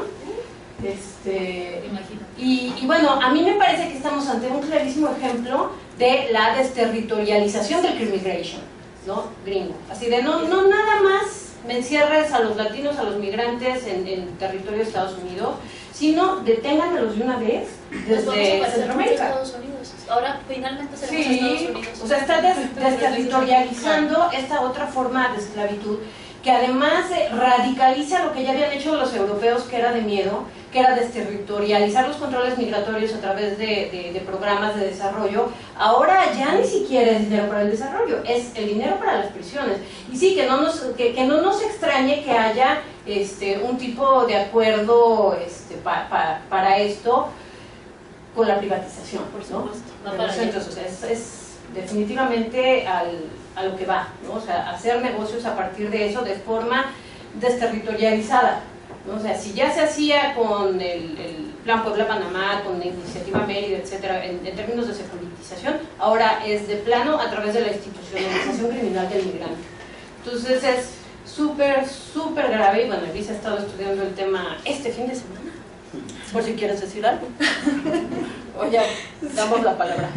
Sí, bueno, primero nada más resaltar y situarlo en el tema de la guerra contra el narco de Calderón, o sea, que inicia como un ejercicio de legitimación de un fraude electoral, y los distintos discursos jurídicos que se implementaron durante ese sexenio. Uno de ellos fue la reforma al sistema de justicia penal, ¿no? Del cual pasamos de un sistema acusatorio basado en el derecho penal del enemigo de Gunther Jacobs, ¿no? A uno garantista, donde tenemos a nuestro más fiel exponente, a Luigi Ferrajoli, ¿no? Entonces, bueno, esa fue la primera de las reformas jurídicas que se implementan a la par de la guerra contra el narco que inicia Calderón. La segunda, de gran calado, es la reforma en materia de derechos humanos. Entonces vean cómo el derecho va a la par de estos ejercicios de poder, ¿no? En este caso, que al final fue una guerra entre cárteles, ¿no? El cártel que apoyaba al gobierno contra los Zetas, ¿no? Y la tercera fue la reforma constitucional del juicio de amparo, ¿no? Que es este mecanismo de protección de derechos. Bueno, no me voy a poner muy jurídica, Sí, por ¿verdad? favor. Entonces, bueno, o sea, es importante que miremos, o sea, fenómenos como la guerra contra el narco con las reformas constitucionales, porque no solamente fueron al orden federal, fueron reformas constitucionales que acompañaron esta guerra, ¿no? Y que al final acabaron legitimando el ejercicio del poder, del necropoder, dirían aquí mis colegas, de Calderón, ¿no? Y que hasta la fecha vemos sus consecuencias. Por otro lado, del tema de los migrantes y de lo que hablaba Ariadna de Crime Migration, que es esta mezcla entre derecho administrativo, dentro del cual enfocamos el derecho migratorio, que es una rama del derecho administrativo, y el derecho penal, pues bueno, hace referencia a esta cada vez menor acceso a garantías y a libertades por parte de las personas migrantes y solicitantes de asilo, a la vez de esta expansión de los poderes policiales y de autoridades propiamente administrativas, que son las que gestionan la migración. Entonces tenemos así como este ejercicio de ampliamiento de poder de policías y actores administrativos, a la vez de la reducción de derechos y garantías de personas. Esto es lo que en la teoría de Giorgio Agamben se llama estado de excepción. O sea, el que tengamos, por ejemplo, aquí en México, que los migrantes irregulares tienen menos garantías que personas que cometieron un delito, ¿no? O sea, de algo que situamos dentro del derecho penal, es un ejemplo de esta excepción. Exactamente, la detención de migrantes en México está regulada como algo administrativo, que deben de saber que en el artículo 21 de la Constitución tiene ciertas garantías, por ejemplo, que no dure más allá de 36 horas. Esto tiene una lógica porque al final son autoridades administrativas quienes la llevan a cabo, ¿no? Entonces la idea de toda esta lógica del constitucionalismo, de los derechos humanos, es que algo que es lo más preciado que tenemos, que es nuestra libertad, pues esté sujeta a un escrutinio pues fuerte, riguroso. En el caso de los migrantes, pues bueno, vemos que la detención administrativa ni siquiera se llama así. Se usan una serie de eufemismos como aseguramiento, albergamiento, alojamiento, presentación se llama en la ley de migración propiamente. Y por supuesto que no son 36 horas, empieza de 15 días al infinito, ¿no? Así es como está regulado. Ese es un ejemplo claro de un estado de excepción en el que se sitúan las personas migrantes. Entonces, bueno, ya hace rato comentaba Ariadna, ¿no? O sea, las decisiones, desde la del 5 de junio, del acuerdo al que se llega intercambiando aranceles por contener a la migración centroamericana, y que bueno, no es algo nuevo, no es algo nuevo en nuestro país. Esto ya data de hace 3 décadas, ¿no? Y ha pasado por todos los partidos políticos, como comentaba Ariadna la semana pasada, ¿no? O sea, del tricolor pasando por el blanquiazul al rojo marrón. O sea, son estas estrategias que viene haciendo México para ayudar a Estados Unidos a externalizar su frontera, y que ya tienen como el ejemplo pues más reciente, convertir a México en tercer país seguro, entre comillas, y de facto, porque ni siquiera de nueva cuenta, para evitar estos formalismos y estas formas como en las que pueda ser, digamos, enjuiciado o cuestionado legalmente desde el formalismo legal este acuerdo al que se llegó el 5 de junio, pues, pero al final es eso. México queda como tercer país seguro que es inseguro, ¿no?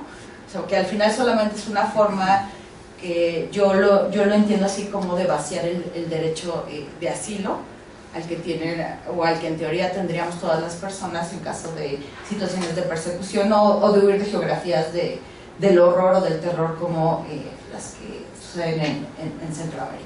Entonces, bueno, pues al final, como yo les decía en mi exposición, pues el derecho hace esto, ¿no? O sea, va a la par del ejercicio de poder, y bueno, en el caso de México y Estados Unidos se ha hecho claramente a través de distintos discursos. El primero fue asociar la migración irregular con el narco, luego con el terrorismo, y el último que señalaba Sayak hace rato, ¿no? Y que yo lo veo, migración irregular con invasión.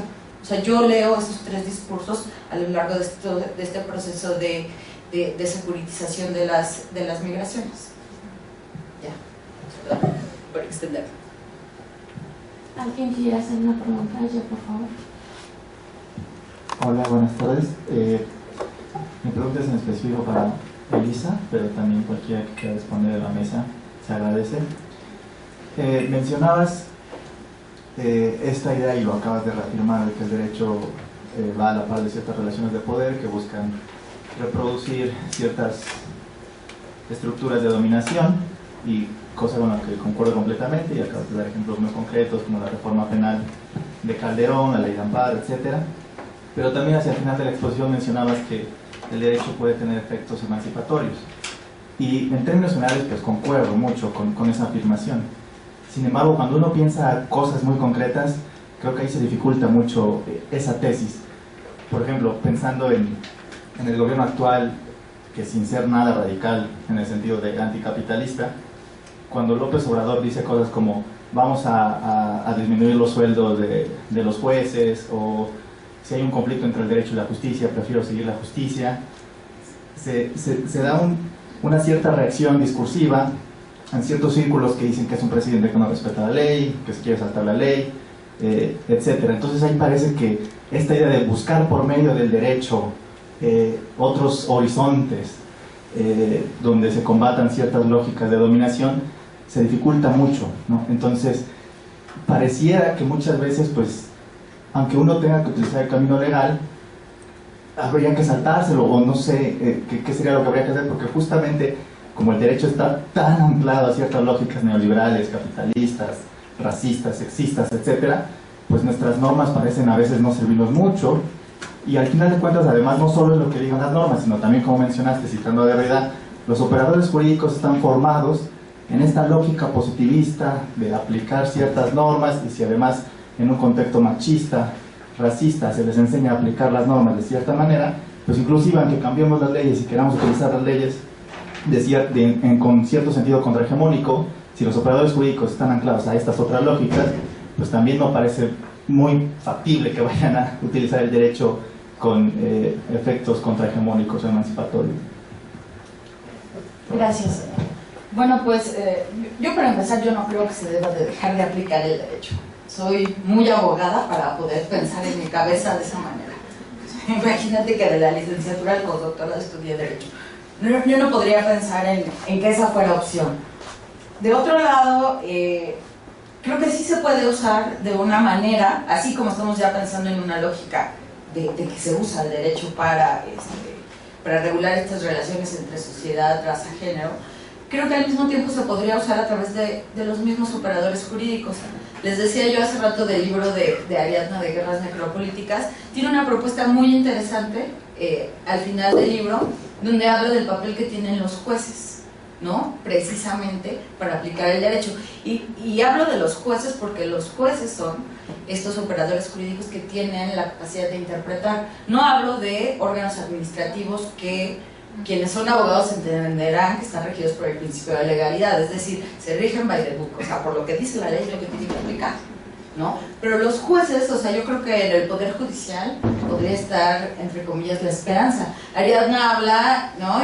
Y es bien interesante, ¿no? Porque hay que hacer un mapeo de dónde están los jueces que tienen ciertos antecedentes, por ejemplo, latinos, ¿no? Que proceden de, no sé, minorías étnicas, etc. Ese es un ejercicio bien interesante que se podría hacer aquí en México, donde también tenemos ejemplos, por ejemplo, de una aplicación no machista de la ley, ¿no? O sea, de jueces y juezas que, más allá de regirse por estos cánones de los que hablas bien, pues intentan hacer un uso distinto del derecho de una forma pues mucho más amigable y humanitaria con minorías. Pensemos aquí en México, en el caso de las mujeres, ¿no? O sea, yo sí he visto ejemplos de aplicación de la ley y de sentencias donde se abren de la lógica tradicional, patriarcal, machista. Yo creo que sí puede, o sea, sí hay esperanza. Yo jamás diría que no hay que aplicar el derecho. Ya, gracias. Lean el libro de Ariadna, de verdad. Gracias por la información. No, yo creo que lo dije ya. ¿Alguna otra pregunta? Yo quería decirle Adelante. Aunque no lo voy a, tu respuesta no va a ser desde el derecho, sino más bien justamente desde los trabajos interdisciplinarios que caracterizan en este momento esta mesa, a partir de la aplicación de otro tipo de formas de comunidad. Pienso mucho en recuperar también las formas de organización y de procuración de justicia de ciertos pueblos originarios donde se organizan asambleas y donde se hacen otro tipo de cuestiones que tienen que ver no con vigilar y castigar, ¿no? Con la punición exacta, sino con otro tipo de estrategias de las comunidades para, y no estoy hablando de estrategias violentas, sino de otro tipo de estrategias de juicios. Quizá yo me sorprendía mucho, no conozco este dispositivo en México, probablemente exista y exista de muchas maneras con los pueblos originarios, pero yo donde tuve como contacto con este tipo de procuración de derecho desde los pueblos originarios fue en Ecuador, en donde se hacía un juicio a las personas imputadas, bueno, se hacía toda la investigación y todo eso, y había como una comunidad que estaba haciendo ese juicio. Funciona de otra manera, pero a lo que voy es la idea de crear una comunidad y no pensar de manera jerárquica que alguien tiene que venir a resolver. Por supuesto, estoy de acuerdo con que se aplique el derecho, tal como está diciendo Elisa. Sin embargo, creo que también el caldo de cultivo dentro de la sociedad para que la criminalidad baje va a funcionar de la manera en que creamos una comunidad y en la cual esa comunidad esté comprometida de manera incluso micropolítica con esas otras comunidades como espacios de cuidado, y también donde se persiga y donde el silencio no reine y donde no haga el trabajo sucio de ocultar a los criminales o a las personas que están creando como este tipo de crímenes, desde el feminicidio, que el feminicidio es lo más grave, pero otro tipo de ejercicios de violencia contra machista, racista, de aporofobia, ¿no? También ese trabajo que nos toca hacer de manera cotidiana para que no intentemos remediar ya el último que ya mataron a la gente. O sea, el problema no es que te metan a la cárcel, quizá te meten o no te meten, pero el problema sería aquí resolver antes de que el asesinato se lleve a cabo, ¿no? Porque mucha procuración de justicia, y aunque haya reparación del daño, creo que nadie te va a regresar a quien te ha asesinado. O sea, la muerte ya es una cosa bastante radical como para que no hay forma de restitución ahí, ¿no? Pero sí creo que tenemos que trabajar de manera, incluso desde las redes, y cómo compartimos cierta información, y cómo pensamos y cómo hacemos comunidades de sentido también. Porque justo el instrumento del derecho es parte, pero tendríamos que cuidar primero el terreno en el cual estamos procurando, ¿no? No me voy a... Es como decir, mira, tengo esta uña que está malita y no me voy a poner nada hasta que se me gangrene la mano y luego que me la corten. Pues no, o sea, primero hay que hacer un ejercicio de autorreflexión, de crítica, de construcción de comunidad al interior de estos lugares, y la manera en que nosotros nos responsabilizamos de la información, de las cuestiones y de la vida cotidiana, del cuidado de los otros en nuestras vidas cotidianas, para no tener que llegar allá con el juez a que nos diga, pues ¿sabe qué? Mataron a mi hija, o sea, ¿no? No tenía nada que decir, pero ahora sí. Bueno, no es que sí he estudiado el asilo por largo tiempo, y yo sí he visto de primera mano que si no existiera la figura del asilo, del derecho al asilo, mucha gente estaría muerta. Gente que logró salvar su vida huyendo con lo que traía puesto, logró salvar su vida refugiándose en Estados Unidos. Entonces yo creo que hay distintas figuras y distintos usos del derecho que debemos de verlo de forma pragmática, ¿no? O sea, yo entiendo que tú lo ves, o sea, no somos marxistas, No solo. o no solo, pero no es esta idea del derecho marxista de que es uno o lo otro, ¿no? O es un dispositivo de control ideológico, o el derecho nos hará libres. O sea, no, yo creo que sí hay que ser muy estratégicos en el uso del derecho. Por eso es que hay este ataque tan brutal y tan virulento contra la figura del asilo en Estados Unidos, porque ya no nos queda nada jurídicamente para lograr que la gente que está dejando sus países de manera forzada salve su vida. O sea, prácticamente lo único que tenemos ya es el derecho al asilo, y el derecho al asilo tiende a desaparecer o tiende a terciarizarse con el tercer país seguro, ¿no? Que es como el tercer país seguro es para garantizar que no se viole el derecho al non-refoulement, que es no regresar a alguien a un lugar donde su vida está siendo amenazada. Entonces van a decir, bueno, México sí es una posilga, todo el mundo muere todos los días, pero no están las maras que están persiguiendo a esta persona en particular en El Salvador. Entonces, para esta persona, México es un país seguro. Entonces, eso es lo que están haciendo, justamente porque hay figuras jurídicas que siguen siendo muy útiles para salvar a alguien. Incluso gente que no le han dado el asilo en Estados Unidos, los 2 o 3 años que dura el juicio, bueno, con eso los niños hacen derechos, la gente se casa, tienen hijos, la vida cambia, pues, ¿no? O sea, hay que ver también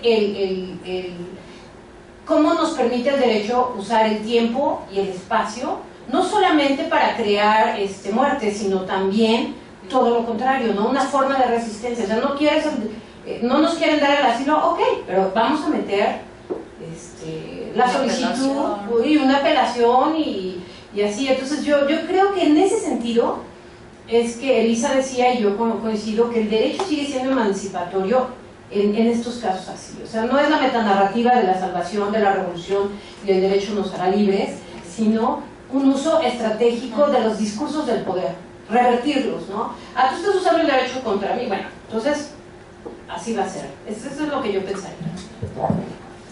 Nada más para decir, justamente este ejercicio que hacemos es una resistencia a aceptar los discursos tradicionales y dominantes. Yo trabajo en el Instituto de Investigaciones Jurídicas de la UNAM, por cierto, y me gusta mucho trabajar ahí, y se puede hacer otro tipo de derecho. Este es uno, que por cierto le agradezco mucho a mi amiga y colega Ariadna haberme ayudado al lado oscuro del derecho. Exactamente, precisamente. Nada. Ok, ¿alguna otra pregunta? Bueno, adelante, por favor. Buenas tardes. Prácticamente no es pregunta, nada más la opinión coincidente con la doctora Ariadna y con la doctora Elisa, ¿no? Que el derecho realmente es la única postura legal mediante la cual nos podemos emancipar. Evocando un poquito la teoría de Habermas, tenemos tres sistemas, que es el sistema político, el sistema jurídico y el sistema económico. Pero el sistema jurídico tiene injerencia en el político y en el económico, ¿no? Entonces, de esa manera, cuando aplicamos el derecho, pudiéramos usar esa coyuntura para emanciparnos y, no sé, poder tambalear al sistema, ¿no? El sistema que actualmente nos está rigiendo. Ejemplo, actualmente, en base a la división de poderes, tenemos que el legislativo está supeditado al ejecutivo, al ser la mayoría del Congreso del partido del Poder Ejecutivo, ¿no? Sin embargo, ahorita el contrapeso ha sido el Poder Judicial, y tú lo ves porque el Poder Judicial es el que ha parado, o intenta parar el aeropuerto de Santa Lucía, intenta parar el Tren Maya, ¿no? Entonces, de esa manera yo creo que sí, el derecho es la coyuntura que podemos usar para poder defendernos, ¿no? Poder luchar contra la dominación, ¿no? A pesar de que, bueno, también coincido, sí, la norma es creada para proteger a su creador, la norma jurídica. O sea, el derecho se creó para proteger a la clase dominante, ¿vale? Pero sí, las coyunturas que nos presenta el derecho, yo creo que son las bases para poder emanciparnos, o cuando menos para poder luchar contra el sistema dominante. Gracias. Bueno, yo aprovechando que están aquí las especialistas, yo quisiera preguntarles si tienen, hablando de lo que decía Santiago en relación a gestos éticos y cómo se tratan de cubrir ciertas conductas totalmente antijurídicas y demás, y antipolíticas, todo. ¿Qué opinan de que a través del concepto de migración se esconda lo que comentaba Ariadna, se esconda un desplazamiento forzado? Porque al final de cuentas se le llama migración y se esconde que no se están yendo porque quieran, están yendo porque se les está matando de múltiples formas, tanto reales como simbólicas a las personas, y que a través de la migración parece que digan, ay, es un fenómeno simple y sencillamente cuando hay un delito, una misión por parte de las propias autoridades que generan este tipo de dinámicas, ¿no? Y por otro lado, preguntarles con esta tolerancia cero que no existe en la ciudad de Santuarios y demás en Estados Unidos, y con el límite que quiere imponer Donald Trump en el sentido de los número de asilados, ¿qué va a pasar jurídicamente o qué se hará con estas personas que quedarán en el limbo jurídico, ¿no? En estas lagunas jurídicas que obviamente decíamos que no puede solucionar todo el sistema normativo? Si quieren empezar, porque como son cuestiones de migración, yo dije que llegué ahí por... Yo digo la parte jurídica, nada más. Ya está.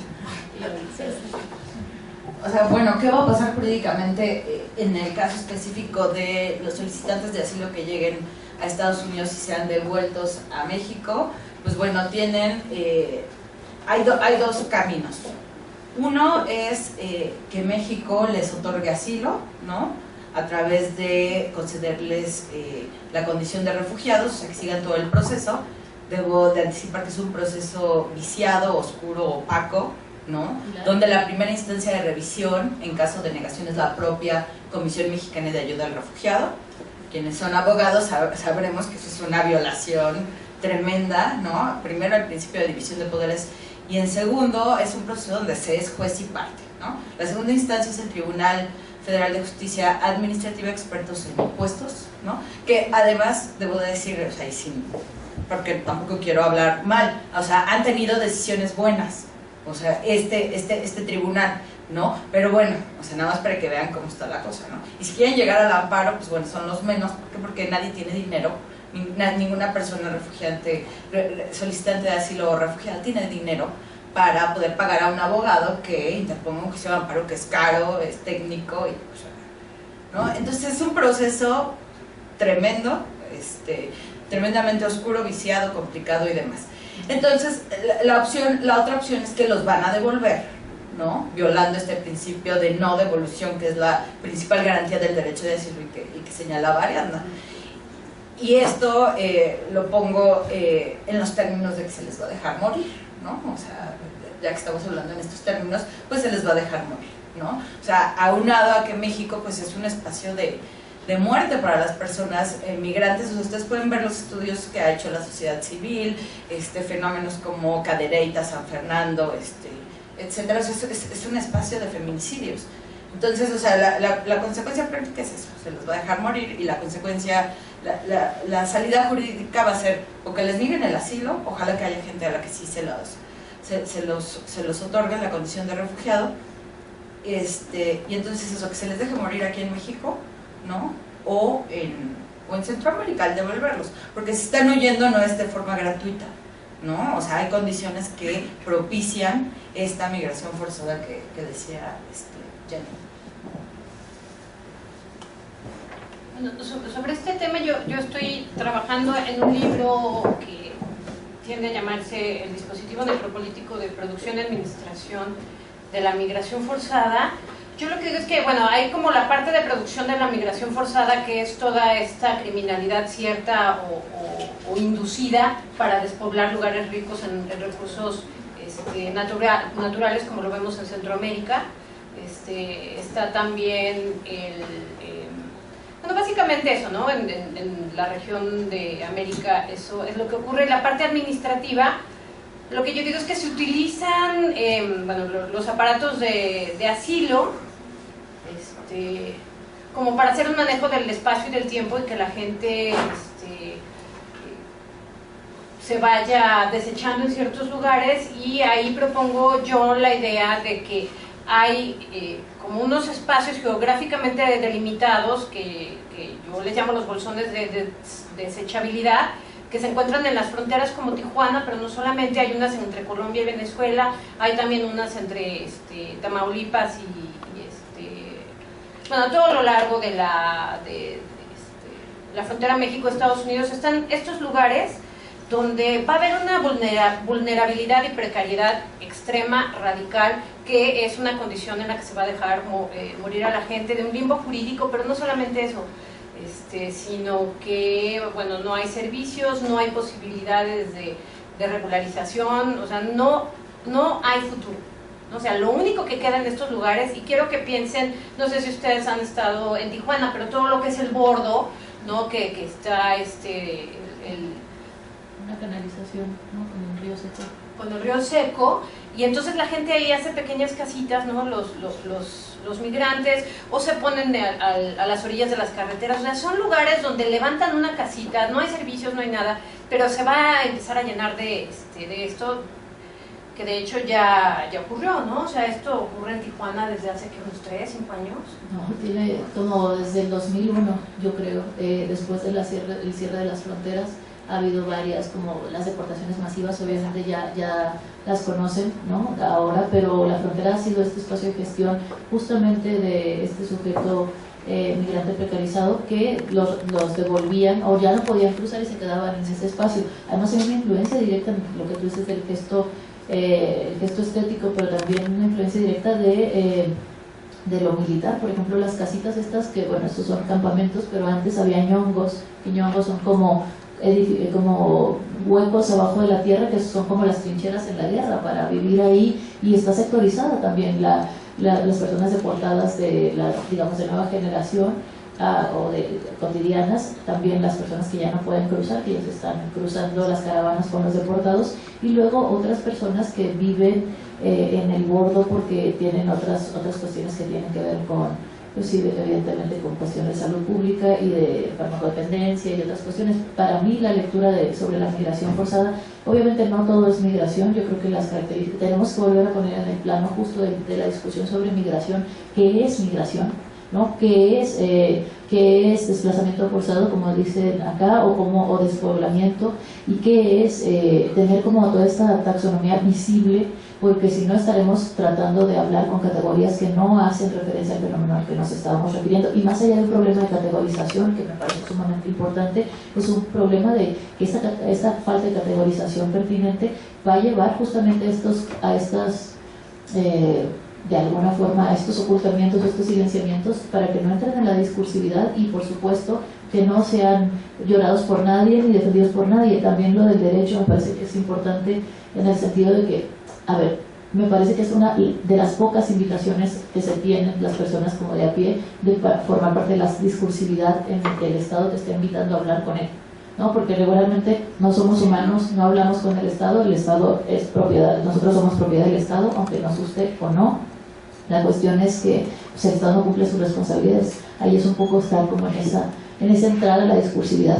Por otro lado, desde mi punto de vista va a haber un reciclaje evidentemente de personas que se van a reciclar para los trabajos precarios, pues para las mafias y para otras cuestiones que a mí me parecen importantes, pero también hay una sectorización de los buenos migrantes y de los malos migrantes. No solo los gringos con capital que pues vienen a las costas mexicanas a vivir sus retiros de manera fabulosa, sino también las personas que tienen un capital moral, que eso es muy importante. Creo que es algo que no estamos considerando, pero que me parece importante y que sucedió con los haitianos.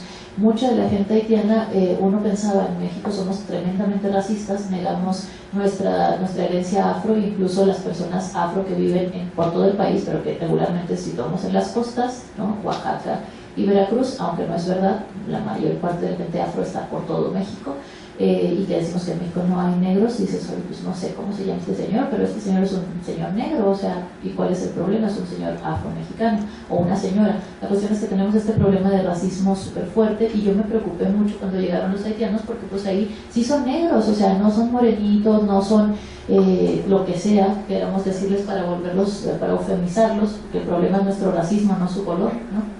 Y ahí yo decía que iba a haber un choque cultural muy fuerte, porque obviamente esperaban que las personas negras se portaran como en el cómic, ¿no? De Memín Pingüín, y evidentemente estas personas no se iban a portar así, porque son personas también de clase media, ¿no? Muchos de los haitianos que llegaron de clase media educada, médicos, personas que tenían una carrera en Haití y que se tuvieron que ir porque evidentemente el país se quedó en ruinas, y que se fueron después a Brasil, y de Brasil en Chile, y de Brasil para acá. O sea, como que toda esta cuestión de los capitales sociales y culturales también tiene que ver con demostrar que pues el dinero blanquea, por supuesto, pero también eran buenos migrantes, en el sentido de que los hondureños siempre asociados como a la mafia, a las maras, a la criminalización y a la criminalidad de la raza, ¿no? Porque además, si ustedes ven a los hondureños y nos ven a nosotros, yo no podría hacer una diferencia. Esas personas se parecen igualitas a nosotros, o sea, los guatemaltecos y nosotros lo mismo. Entonces, los afro pensaba yo que iba a haber mucho problema, ¿no? Pero no lo hubo, porque muchos de estos son evangélicos. Son personas evangélicas que fueron rescatados por las iglesias evangélicas. Entonces hay un rollo de moralización también de las migraciones y de quién va a desaparecer y quién no, porque lo que nos está obligando la migración para sobrevivir es a convertirnos en una vida de derechas, una vida cuyos valores están apropiados por la derecha, y que se habla de conservadurismo, pero este conservadurismo se ha apropiado de todos los valores de la buena vida o de la vida vivible, como si fueran de la derecha. Por ejemplo, estar a favor de la vida, ¿no? Y dices, ¿de la vida de quién? Estamos hablando de gestión del cuerpo, no estamos hablando de ninguna vida, estamos hablando de gestión del cuerpo, pero si estás en contra de la vida, entonces, bueno, si estás a favor del cuerpo, de la gestión del cuerpo de las mujeres y del aborto, entonces estás en contra de la vida. Entonces se apropian del concepto de vida, que es un concepto increíblemente amplio y valioso, incluso en estos términos, para decir este es nuestro, y si tú quieres en la vida te tienes que adscribir a nuestros valores. Eso es obviamente una lectura desde el género y poder, no solo desde la migración, de cómo se caracterizan estas poblaciones y cómo van a ser salvadas si se adscriben a este proyecto conservador de derechas, en las cuales las personas muchas veces no creen en lo que le está diciendo la iglesia, pero tienen que sobrevivir. Entonces muchos de los migrantes haitianos son evangélicos, y la emergencia de las iglesias evangélicas en espacios de desastre también para gestionar la deuda moral, y que es parte también del sistema financiero y capitalista. O sea, hay una idea ahí que no puedo explicar ahorita rápido, pero tiene que ver con esto. Quienes serán salvados serán quienes se derechicen, porque la vida del capitalismo neoliberal es de derechas, porque nos quitaron todas las herramientas para pensar que la buena vida también podría ser desde el disenso, ¿no? Entonces yo lo dejo ahí, y la migración forzada, pues sí, va a destinar ciertas poblaciones a la muerte, en tanto que no se normalicen, no se normalicen, ¿no? Perfecto. Bueno, pues le damos las gracias a nuestras ponentes, a la doctora Sayac, a la doctora Esteves, a la doctora Artea. ¿Diana, quieres hacer algún comentario? Nada más un aviso: si ustedes quisieran recibir los e-books sobre los temas que hablamos aquí, pues hay una lista ahí para que puedan anotarse con su correo electrónico y podamos mandárselos cuando esté listo. ¿Puedo hacer un anuncio? El jueves vamos a tener en el Instituto de Investigaciones Jurídicas de la UNAM un seminario sobre caravanas migrantes y niñez. Entonces están invitados a partir de las 10 de la mañana. Viene el ACNUR, vienen varias ONGs, académicos y académicas. Entonces, por si quieren asistir, el jueves a las 10 de la mañana. Gracias. Bueno, gracias a ustedes. Les agradecemos su presencia aquí y nos vemos a la próxima. Gracias.